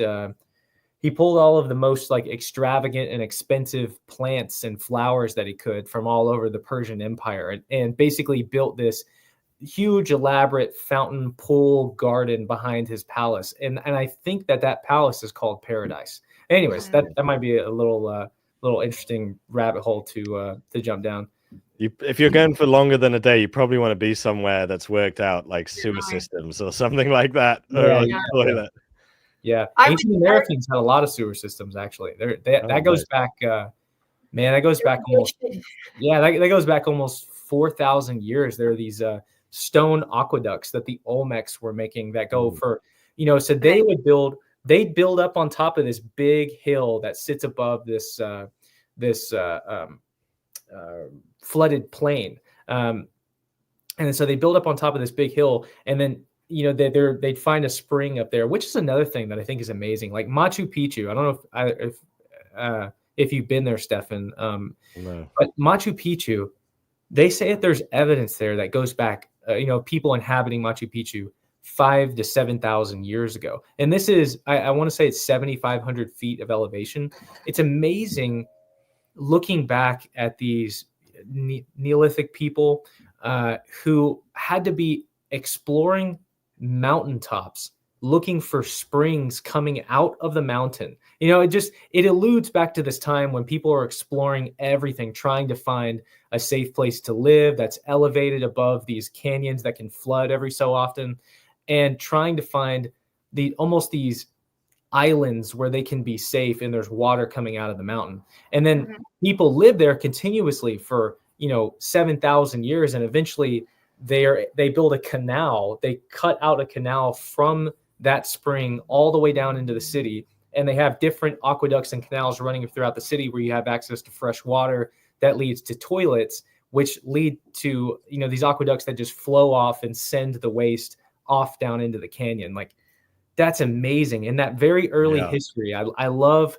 thinking about, man, there were people here. At some point, the first people walked through here. And at what point did they think, oh, we should start exploring these mountaintops, trying to find a way to get fresh water? And if it's by accident, well, what the hell are they doing up there?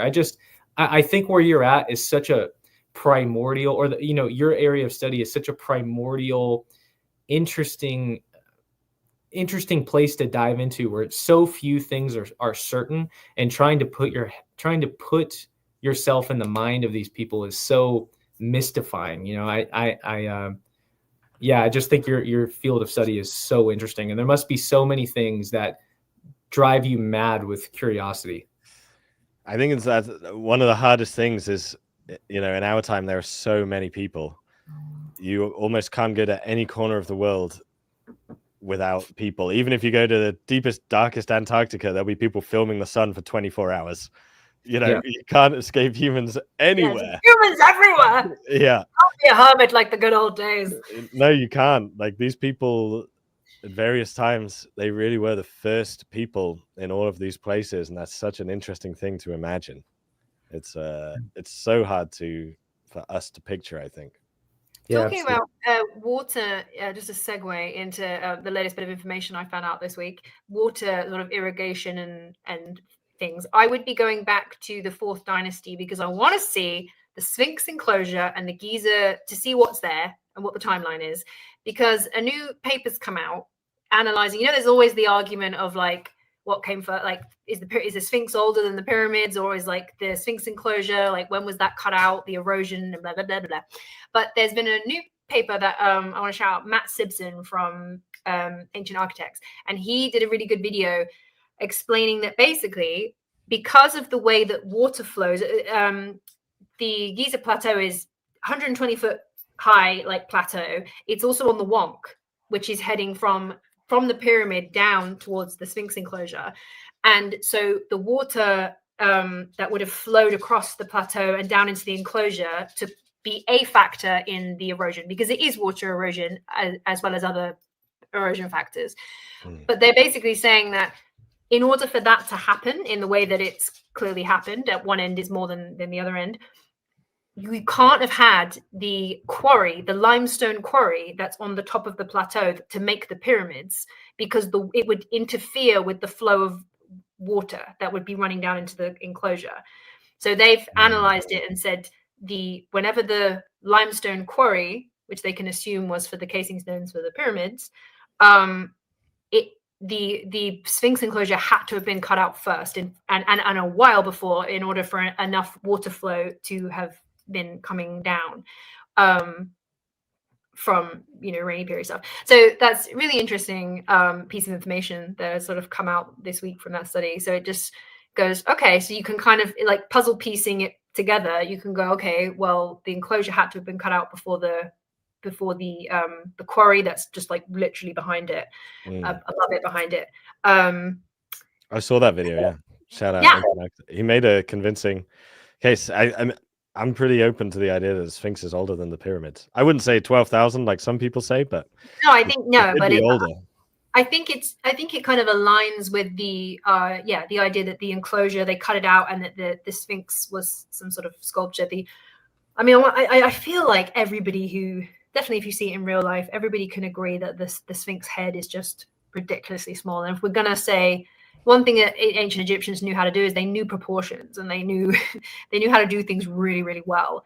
And it's so weird to have a head that's literally the size of that especially during the Old Kingdom. I literally read this last night in that textbook I got from Luxor.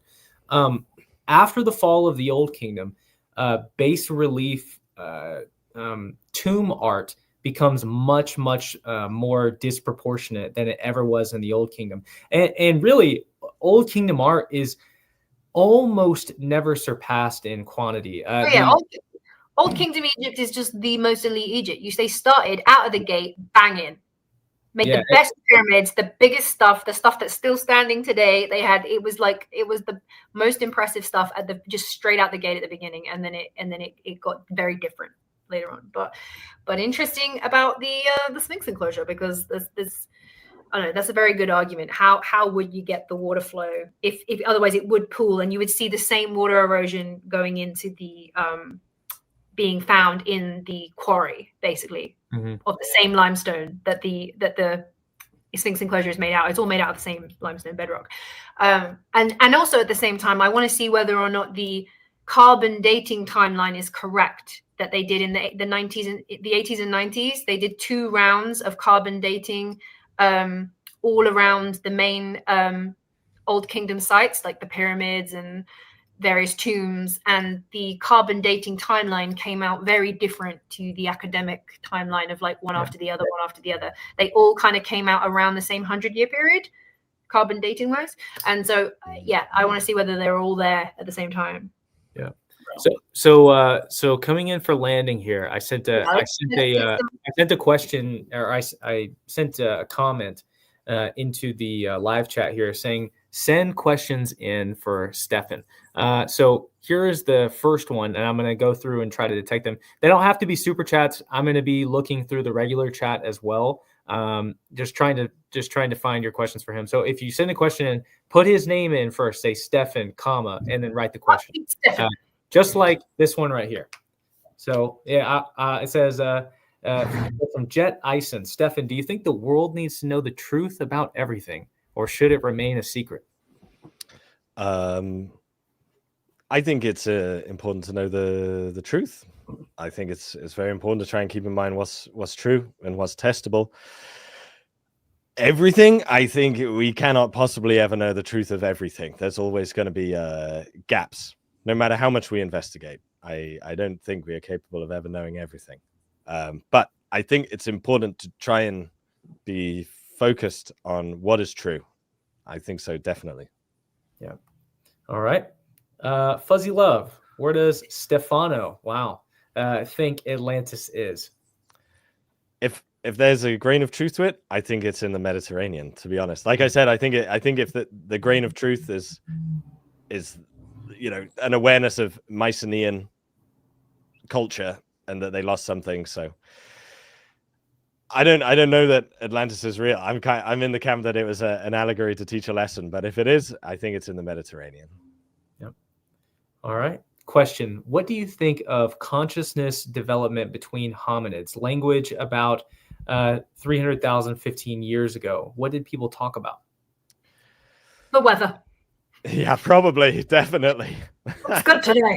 The weather, who farted, I don't know. That's my wife. Yeah. Probably a lot of that. Yeah.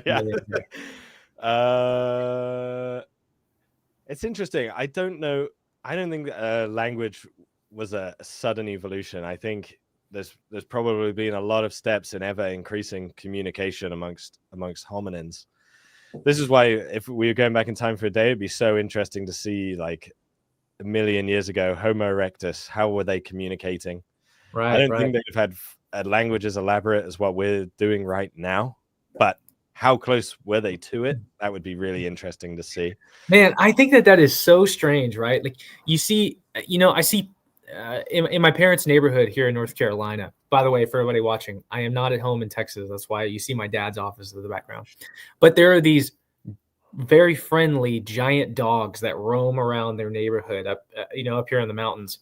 And I think about them sometimes, and I think about early people. These dogs don't say anything to each other. They communicate in certain ways, and they know that they need to, stick together. There's one now. There's Obi. But I always think, like, that is a strange thing, right? For early hominids, they're hanging out with each other. They're roaming around in packs. But is there a time, you think, where they're not speaking to each other at all? I mean, it's a weird thought, right? I don't know. I mean, chimpanzees communicate, and our last ancestor with them was 5 to 7 million years ago, probably. So I don't think there's ever been a time when humans, any of our ancestors, were not communicating. But obviously now we're at this extreme end of our ability to communicate is very detailed, very elaborate, very precise. And when that appeared, I don't know.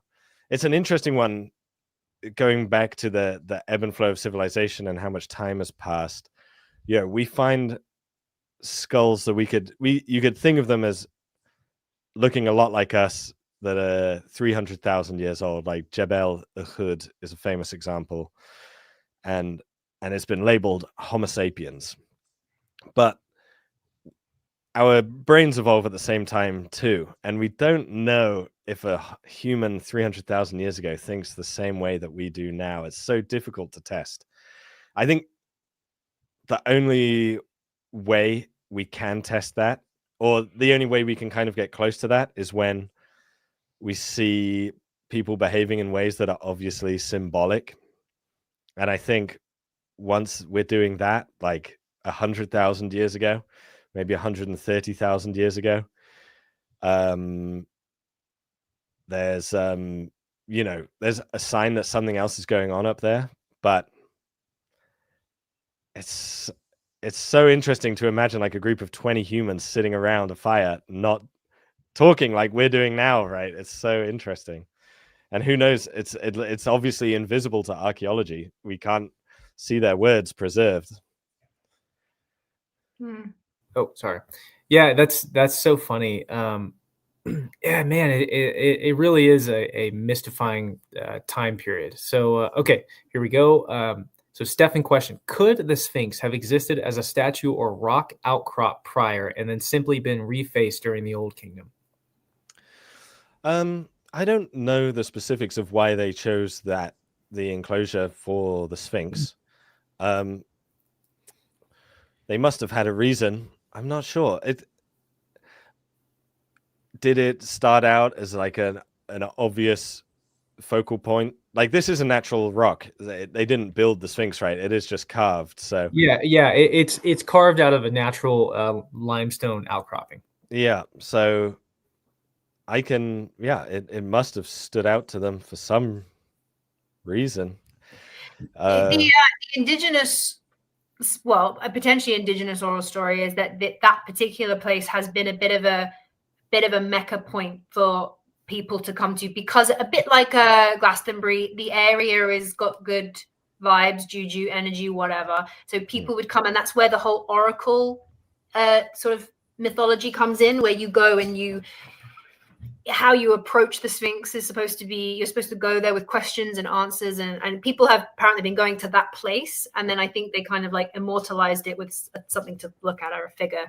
But apparently that place, people were coming to like the rock place before there was any kind of carving. Yeah, yeah. I mean, the question is not directed towards me, but I think that getting into like the psychology of early Egyptians, they're as far as we know, they are a sun worshiping culture. I mean, they follow the sun. Almost everything is about the sun from the beginning of Egyptian civilization all the way to the end. And they saw the sun, or the solar disk, Ra, which later becomes a solar disk, Aten, but Ra, the sun is rising in the east, and they noticed this natural limestone outcropping that is facing direct east. So there's probably some time in early pre-dynastic history where people noticed the fact that this huge, strange outcropping that sits just above the city of the city was actually called White Walls, like the pre-dynastic city that was around Memphis is called White Walls. And so you have this huge limestone outcropping sitting above it. And probably what I'm guessing it is as the sun rises in the morning, the sun rays are the first thing that hit that natural white outcropping that sits above the city, or that natural limestone outcropping. And so because the sun is hitting that first and it stands out among the landscape, it probably becomes sacred over time. So I don't really think it sounds implausible that the Sphinx outcropping was something significant before it was ever carved into being a Sphinx. I wonder, this is just a random speculation as well, but I wonder if before it was carved at all, if when the Nile flooded, that was like a point above the water that they could be on, and became significant for that reason. I don't know enough about it to know how high the water goes and whether it would totally bury the Sphinx, but it's interesting to imagine this outcrop existing. Yeah, it would have come within. I mean, there is the Valley Temple. There's a dock right on the outside of it where you would pull a boat up to the temple. So I mean, you're talking about if you were standing in between the Sphinx paws, you could throw a rock into the Nile River from there. Yeah. So that is very interesting. Yeah, I don't know. That's why we got to invent this time machine. You know, Yeah, we got to go back. Yeah. Oh man, that's such a great point. You know, as people are sailing by, there's this huge, you know, these maybe they're going down the river, it's flooded, but there's this big rock that isn't, and it allows them to, maybe it's also reflecting off the sun too. Who knows? Yeah. I've just seen a good starred question, Luke, if you want to grab it. Oh, okay, you start it. Oh, okay. Who is it from? Marlon, just because it's on point of what we're talking about. I'm sorry. What's the name again? Michael Marlon. All right, let me find it. All right, Michael Marlon. You want to read it, Johanna? Yeah, the shaping enclosure sits along the Khafre Causeway, which is used as a natural level road to build the first two pyramids. Well, yeah, that's the big causeway that goes from the butt of the Sphinx up to like the middle pyramid. That's the Khafre Causeway, which is, if you go to the side of the causeway and drop down, that's where you've got those like dozens of doors that go and then drop like 120 feet down into the bedrock of the Giza Plateau. So the causeway is both a road, which people, they're saying assumed is the way. We have no idea how they built the two pyramids, but what's really cool is that under that causeway is the entrances to the secret chambers, like the Osiris shaft and the chambers all under there, and the entire Giza Plateau is like an ant's nest of underground tunnels. Yeah. And people have no idea because they walk up and down the causeway and then not realizing that literally under there is a 120-foot shaft drop going into like. It's a very unceremonious entrance into the shafts below Giza. You wouldn't even. It's filled with trash, and you wouldn't even. Wouldn't even know it's there. So here's and thank you, Michael, for the super. By the way, here's an interesting one. I think. Okay, so he says, I want to ask Stefan if there are ways to find better methods to seek evidence of theories that we hold on how things were in the past that are still unknown. It's a wordy sentence, but I think that there's something interesting to pull out of that. I think we always have to be bear in mind how the methods we use affect our knowledge of the past.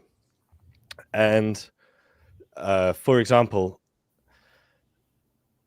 I said earlier, I interviewed geneticists about the earliest human DNA recovered from Europe, and it was really interesting. They were saying they had a lot more bones from the site than they could test with DNA. But the problem was, when they were excavated several decades ago now, they used resin and glue made from animals to preserve them.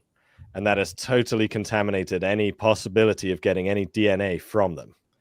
It's gone. You're just going to get the DNA of that glue, of whatever animal made the glue. It's going to come back as like horse's hooves or something. And so, and another thing now, again, on the DNA front, we can now get DNA from sediments. We've realized that DNA can be preserved just in dirt. And so you could sample the dirt all around whatever you're excavating, and if you're very careful and diligent, you'll get DNA from it too. And if you think back in the past to how much dirt was just thrown away, like the dirt around a Neanderthal burial, just thrown away, just in the shovel, whoop, see ya. And now it would be so valuable to have that. So I don't know what methods, how we can improve our methods. I don't know that, but I know that we will, and I know that we have to keep that in mind when we're doing these things. I know some people get very frustrated that we don't just dig everything up and blah blah blah, but you always got to keep everything in mind, that we don't know everything. Yeah, the problem with hasty archaeology is how horrifically recorded all of the data from early Egyptology is. I mean, we have mastabas that Petrie found around the turn of the century that are lost today. We don't even know where there was actually a mastaba that he found dated to based on the stone vessels and the pottery that was in it, that he dated to the first dynasty, and he measured the interior chamber, and it had the same dimensions as the king's chamber in the Great Pyramid, which is, if you think about that long enough, what is happening there? Why does this chamber have the same dimensions? It's Well, gone. the golden ratio and everything that going on in the kitchen chamber. But the I would love to be able to go see this mastaba and walk inside of it, but it's gone because Egyptology at the very beginning was tomb raiding essentially, and very smashing the way through. Yeah. So Stefan, I would like to know what is the favorite skull you have and why. Also, where is it from? I'll show you right now. He was prepared. He knew exactly. He said, I was hoping somebody would ask this. This is a really interesting one. So this is called Paranthropus boisei. Ooh. And we're very confident they walked upright. They're an upright walking hominin. They lived between 1 million years ago and probably like 3.5. And as you can see, they have this really pronounced sagittal crest on their head and a huge jaw, absolutely huge jawbone. Reserved. Like kind of stuff of nightmares. Like if you bumped into that in the dark. Yeah, they were really thick. And what's as many this again? I think the last evidence we have of Paranthropus boisei is 1 million years ago, and it'll go back to like 3.4. They're in the same lineage as Australopithecus, probably. And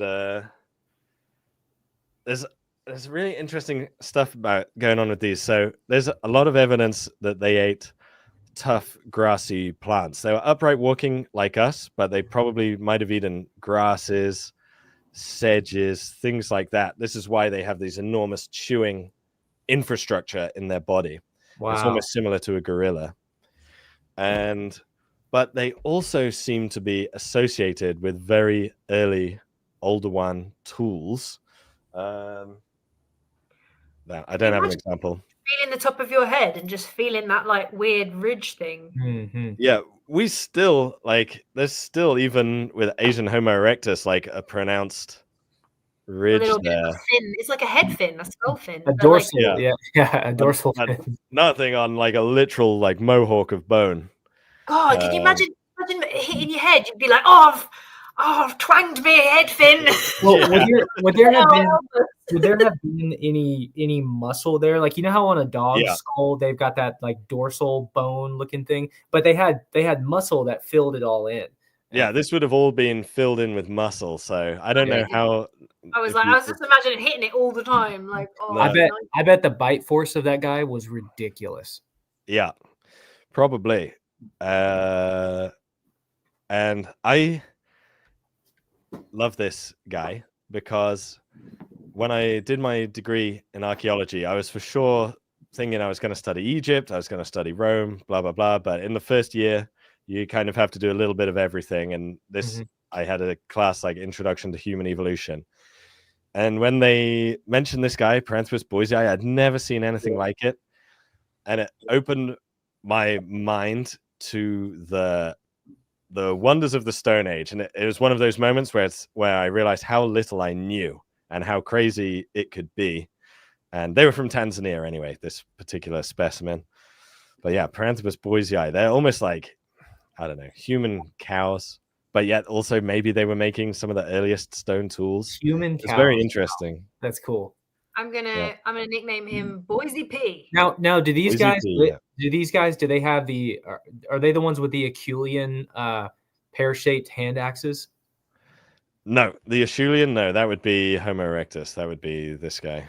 Okay, in Homo erectus, that's not 1 million years ago. Yeah, all these groups overlapped for hundreds of thousands of years, and that's one of the interesting things in human evolution. So much time. How did they interact with each other? Did they, were they competitors? Did they ignore each other? Were they, if you go back far enough, at some point they had to have been part-time lovers like us and Neanderthals. Mm-hmm. We're related to them in some way. Yeah. So it's great granddaddy. Great times. You could say great for the rest of the day and you won't even get there. Yeah. Great. So we got a couple more for you. I want to be mindful of your time. So I saw that you and Mini Minuteman, you guys did an episode on this that I based our thumbnail for this live stream on. Actually, I saw it.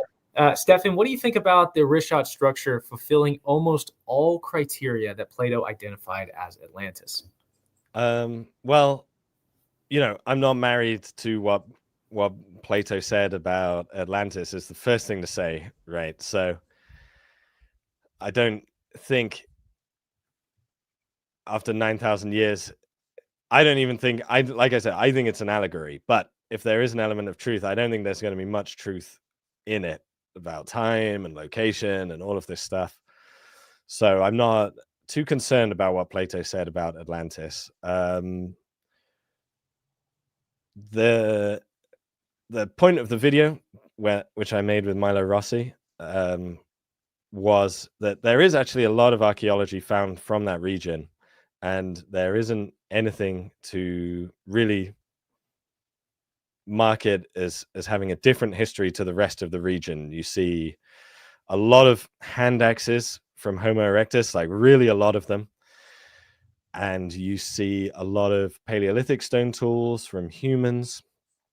There's a lot of archaeological sites from the surrounding area, a lot of really beautiful rock art, but nothing that makes you think there's anything like an urban society there.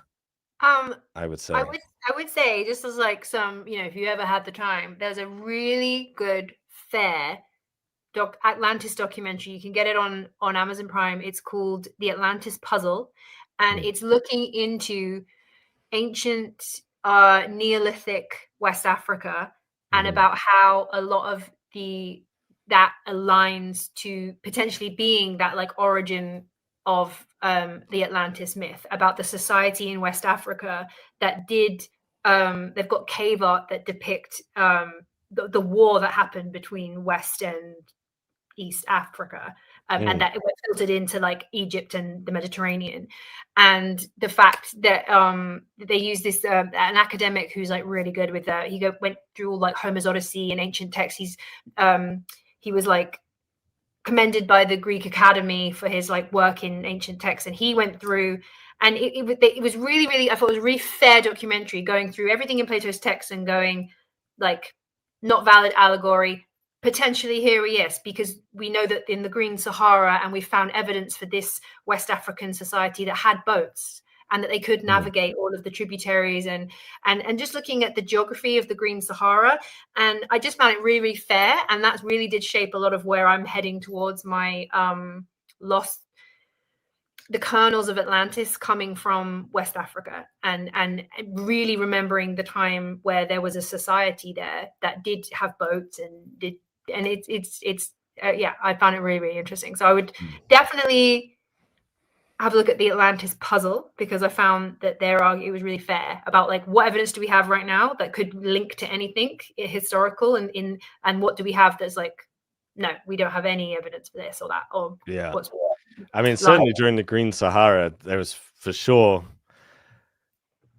I don't want to say there's nothing going on there now, because I don't want to be disrespectful to your West African viewers, but the life there would be way different to how it is now. Obviously, that it's the Sahara Desert, totally different. And no, I met a guy. It's not unfair to say. I met a guy called Josh. Blanking on his last name. He has a YouTube channel. He went out to the Richat structure a couple of years ago, and I got to meet him in Egypt. Happened to be passing by a tour group, and he went out there, and he said he nearly died. People go, "Oh, just go to the Richat structure." Like, it's ridiculous. It's expensive. Because of the war in Mauritania, it's actually like, it's not advised to travel there at all. It's not safe for tourism. He said there's no infrastructure for food, so he nearly didn't survive, just basically because he couldn't find food. The only reason he survived was because locals took pity on him and gave him, he said he was eating leaves at one point just to fill his stomach with something. So yeah, it's very different, and obviously it's a complete desert wasteland today, but 10,000 years ago would have been the most amazing, lush, basically like the Amazon. Sort of as a comparative. I mean, you said at the start of our conversation, Johanna, that you imagine Atlantis more in common with a Neolithic society as such. I don't have a problem with that view at all. If there's like if it's the thing that I always get hung up on is the globe spanning nature of it, and this idea that it was, you know, so much more advanced than anything else. That's what always I get hung up on. There's nothing advanced really to it, apart from when I've seen, there's a city in Turkey that we went to, and that was from 8,000 BC ish, and it was a city with like houses and streets, and the houses were like double leveled, and they had hundreds of people living there. And I was like, whoa, I didn't know that there were like city, like it was way more advanced, like the culture that was there. And there's a brand new museum in we were like one of the first people to get to go and see it in Turkey, so it's all brand new and sparkly and empty. And the artwork, the jewelry, the food, the culture that was there, and I was really like, whoa, that's literally like only 1,000 years from what we're talking about, the origin stories of Atlantis. I really thought that there was like, before, there was this gap of like 5,000 years to fill between a place where there could be a society that people were remembering. But definitely this I didn't think to research this whole ancient West African East African war that went on, and it's depicted in cave art, and they found like hundreds and hundreds of battle spears and stuff. There was definitely this fight from sort of coming out from one area to another and overtaking another. And I was like, I can definitely see how it mirrors both there are some Greek wars that it could mirror, but it could equally mirror this ancient idea of this other like Neolithic West African society. And I was like, interesting, okay. And exactly in the dates that they were saying it would be. So I've just thought of this thing. Sorry, there's so much to say with this whole topic. Yeah. But, like we could probably spend the next 3 hours continuing this whole conversation. But you asked earlier, Luke, about maybe what people don't appreciate about archaeology, or people that believe in Atlantis don't appreciate about archaeology. I think people don't appreciate how good people were in the Stone Age, even hunter-gatherers, at producing art, at adapting to their environment, producing a surplus of food, doing all sorts of things, being very creative. And so, like, to me, if even hypothetically they find something on the scale of like Göbekli Tepe in the Rishat structure, to me that wouldn't prove Atlantis, because it's still, I think it's just humans, another example of human creativity and ingenuity.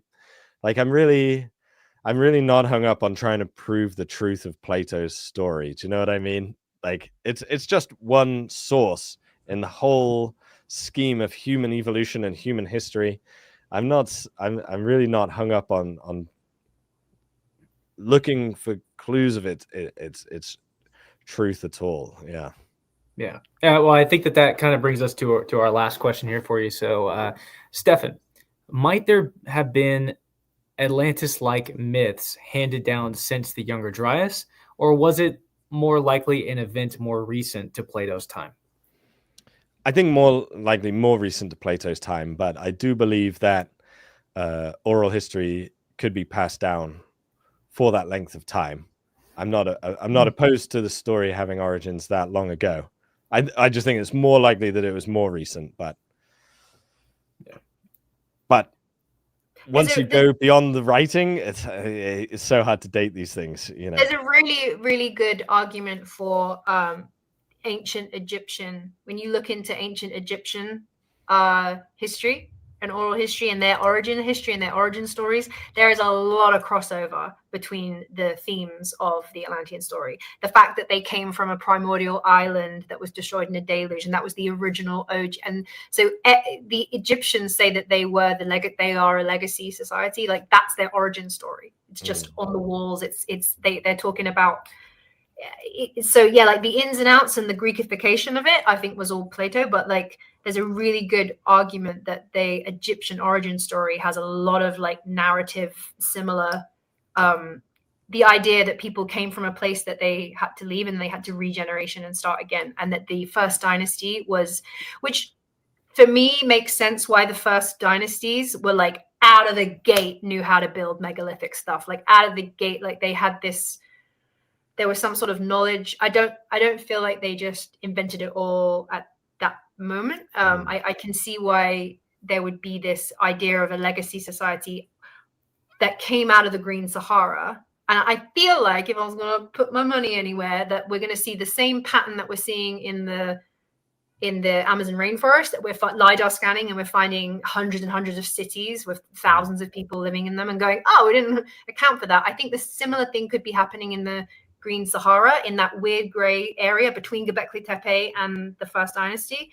And it would align exactly with the origin stories of Egypt, that people came from the main river that was going across the Green Sahara. And then when that all dried up around, they started to shift over by 4000 BC, and they restarted again all the way along the Nile. They shifted river to river.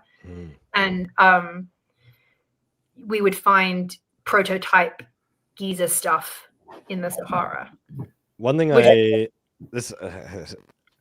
try not to derail the conversation, but one thing I wonder with the Green Sahara is, when that area has all that water in it, how big is the flow of the Nile, and how much does it flood?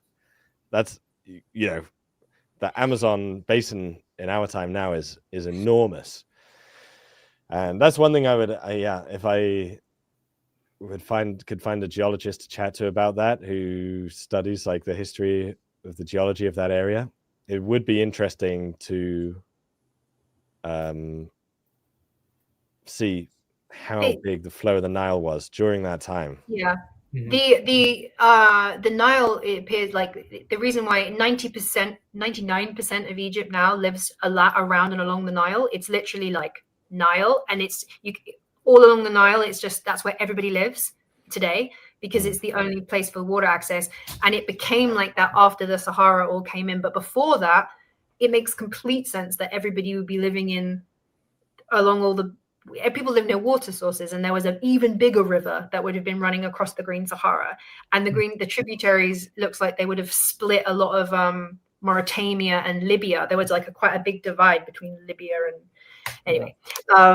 So I have a feeling, my spidey senses say, if humans repeat and they do the same thing in one area that they do in the other, that we're going to have a similar, when we get to the point where we LiDAR scan the Sahara, we're going to find probably things, structures and settlements and cities, and like we do in the other side. Yeah. Well, hey, Stefan, For man, sure. I want to thank you so much for coming on. Thank you. We did a 3-hour one. Woo! Wow. It's honestly, it flew by. I had a lot of fun. I know. Yeah. It's fun when you're talking about ancient stuff. So, Applause. So, Clap. So as a final thing, just even aside from Atlantis, why should people be interested in Ice Age cultures, which is, that Ice Age cultures are vastly pre-Ice Age cultures, which connects with your channel. That's something huge that you focus on. Why should people be interested in that, and where can people find you? You can find me at youtube.com/Stefan Milo. Why should people be interested in this stuff? I think it's really interesting to understand our origins on a deep level, before everything that we know and love today basically existed, before your country existed, before your tribe existed. Way deep human origins gives you, I think, a well-rounded appreciation of who we are and where we come from, and how similar we are too. We're really all so closely related. We perhaps don't need to squabble so much. I'm not saying picking up a book about Ice Age history is going to cause world peace to break out, but we really are so similar and so interesting. And our ancestors were up to all sorts of very creative and inventive things in very hard circumstances. And it's just interesting, man. You got to do something before you kick the bucket. You might as well look into deep human origins and keep your mind working and stuff like that. Yeah. Not to be that's kind of a bummer to end on, perhaps. But I would just like like to point out some fun irony, because your second name, I know you say Milo, but I read it as Milo, and Milo happens to be the main character in the Disney movie of Atlantis. So I think that's just beautiful. Yeah. There we go. Strong name. Yeah. My Luke, cousin. We just have a few more. We're going to make sure that we just whiz through and acknowledge all of our lovely. Yeah, well, I was thinking we let Stefan go. Stefan go. Yeah, Yes. if you got fire questions, 10 more minutes. I got 10 more minutes. It's Oh, It's okay. just Okay. There's just a few more that we're going to acknowledge, because we really, really appreciate when people tip us, because this is fantastic. Of course, yeah. Make sure. I do have an 8th birthday party to go to, viewers. Oh, yes, you do. So let's go through them. Let's rattle through them. Okay, I'm just making sure we've got some soups in here that aren't directly addressing you. I just want to make sure that if there aren't any. Do you see any, Johanna, in the soups that are directly to Stefan? I'm gonna look in the live comments. You guys make sure when you leave something, because I mean I'm scrolling through thousands of comments right now. So please say his name. I'm going to the start. Yeah. I'm looking through live comments too. So one of the questions was, will AI, this is from HR, will AI open a new era with language deciphering? Language deciphering. I don't know. Interesting. You guys have probably heard about the tablets from Herculaneum being the scroll. That's amazing. Yeah. Are you familiar with Told in Stone, Stefan? Have you seen his channel? Yeah, I know who they are.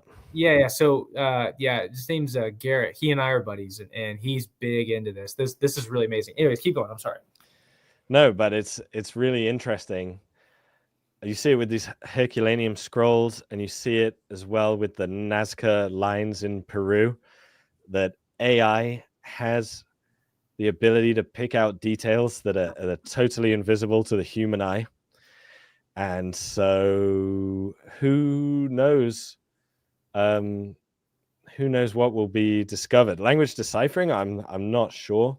But in terms of finding things that were invisible to us, 100%, it's going to help. 100%.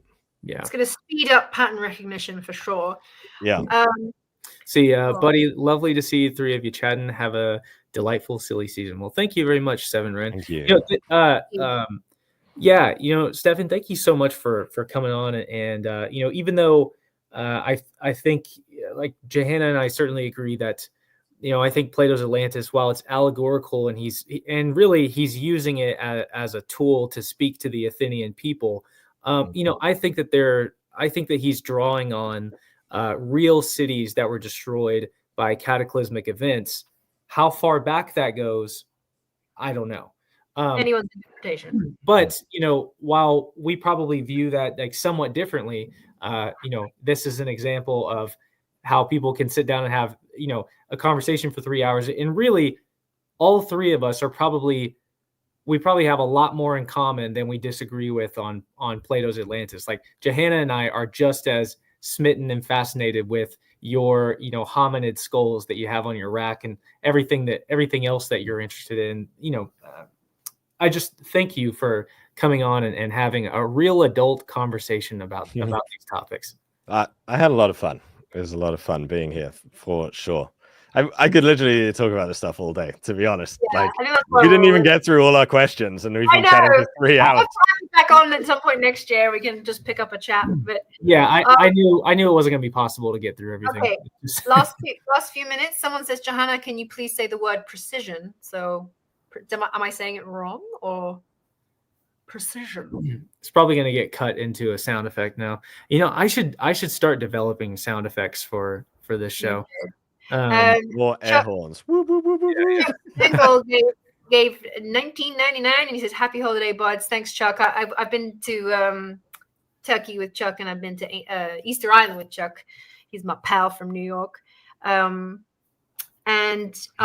Jeremiah, I'll just do this one first because it links back what we were saying about your view of Atlantis, Stefan. HR says Minoans had a matriarchal dyeing and saffron industry, and the first thalassocracy, which the Phoenicians inherited. Sounds Atlantean plus terror.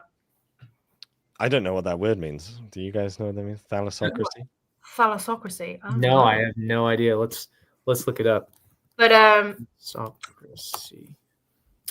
Thalassocracy is a state that has a primary maritime realm of seaborne empire. Oh, okay, yeah. Well, that makes sense. That's definitely sorry. That Scrabble list. Yeah. Add that to the Scrabble list. Yeah, absolutely. I think that's all of the stars. I'm just making sure. I'm sorry if we've missed anyone. Oh, one more. It says Lincolnstein wants to know if anyone has excavated or investigated the Gympie Pyramid in Australia. Thanks for the stream. I wasn't aware of any pyramids in Australia. I've never heard of it before. No. I'll put it on my Google list. Thank you, Jeremiah. But I think that's all the stars, and we've literally hit the 3-hour mark. So let's wrap up. Let Stefan go to his birthday party. Yeah. Hey, man. Thank you so much again for coming on. Thank you, Stefan.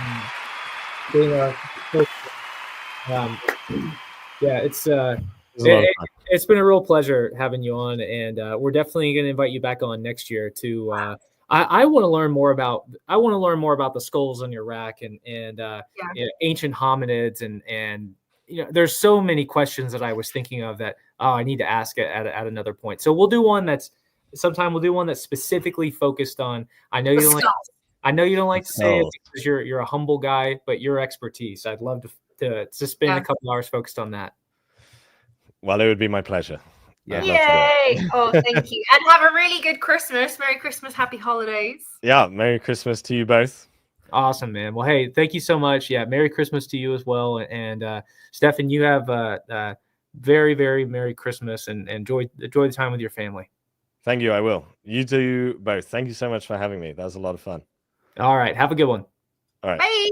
Bye. Cool. Okay. So are we, I'm just going to kind of go through some of the stars too. I think we did all the stars. Yeah. I think that was like, I put it up there. I'm just going to see. I would put it up there. Yes. Here I am. And so is Ozzy. Yes. There was interviewing Neanderthals, ex erectus. I don't know what this means. I can't remember what that meant, but thank you. Yes, there was interviewing Neanderthals. Oh, you mean like Neanderthals and Erectus were having a conversation? Maybe. Could be. But thank you very much, Hyper Baroque. I was wondering before this conversation if any of you watch boxing. Thanks for bringing it up. Great fight last night. Yeah, it's if I'm going to watch boxing, I need to get a subscription to something instead of buying the cards all the time. If there's like the Paul Tyson fight, I was so disappointed in. I don't know. Boxing seems to be fighting. I prefer to do boxing. I used to go to a boxing club, so I prefer, it's more fun, I think, to do it. I'm the same with sports. I prefer to do the sport than watch the sport.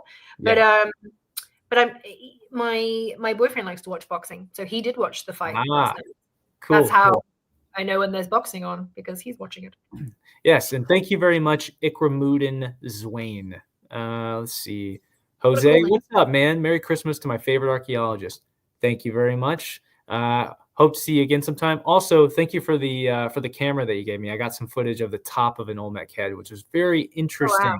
And I needed that, and I just didn't know that I would. I'll flesh into that at some other point. Squirrels to question marks to monkeys to humans. It's the missing link. Oh, I should start this. Oh yeah, I bet if we talked about the missing link, that would have set Stefan off. Do you know what? That's going to be that. When we invite him back, we'll say we're going to talk about skulls and missing link. Yeah, absolutely. I think actually the better. Now that we've wrapped the conversation, I think the better title for this conversation and episode should probably be like Lost Ice Age Civilizations, or like Lost. That it was a bit more. We went more into Ice Age. It's impossible to name these things before we do it. Yeah, because we're doing it live and it's a free flow conversation. But yeah, we can go back. Okay, so Hyper Baroque again, man. Thank you so much. It could be ice ages, warm periods, even cemetery impacts, or cemetery. I'm not sure what word you're trying to use there, but something has has repeatedly set back the course of human intervention. Oh yeah, yeah. I mean, it's so obvious that there are. I mean, I could list them off. One of the things I didn't even list off was that from the coast of Florida down through the Caribbean into South America, there are these shell mound cultures that exist between 5,000 and 7,000 years ago, and it goes on for 2,000 years, and then about 5,000 years ago, or maybe it's 5,000 BC, they just stop. They get disconnected from Florida down to South America. My guess is that probably back-to-back cataclysmic hurricanes just levels that whole shell mounding civilization. So, I don't know. I totally agree that there are just chapters. I'm definitely I'm in team cycles of time, periods of, and it's all completely tied to what's going on, how the earth is doing. Is it cold period, hot period? Like the deluges, things can get wiped away in an instant. Like, so I think that I don't think we will ever be able to account for all of the time periods and disasters and what we're missing. So, okay, yeah, I said thank you very much. So I think we've come. We're done. Yeah, cool. To an end. Well, this has been an epic. Normally, we try and keep the pod at about an hour and a half, but because we were having 3 voices today, we were aiming for like 3 hours, and we hit it. I think I need to see if my legs work now. All right. Well, hey, good up for Johanna. What's I don't know if you can talk about it. I was gonna ask you what you got coming up before the next. I can say that. So, I will not be able to join you in Egypt in January because that's where you're going. But because I've landed an acting job, and when I'm not doing fun researching ancient history stuff on the internet, I'm a working actor, and I've landed a job in January. So I'm going to be off in January to film that. It's going to be on English and American TV. It's not that big, so it's not exciting, but I just don't know what I can talk about yet. But so yeah, I thought I was gonna relax over Christmas. I have to learn all my script and my lines, literally, because I start filming first week of Jan. So that's what I'm gonna be doing. Yeah, well, you're gonna be. Yeah, well, congratulations to you, by the way. Hold on. I gotta use my new sound effect. Thank you very much. Practice my speech. Everybody send applause emojis in the comments.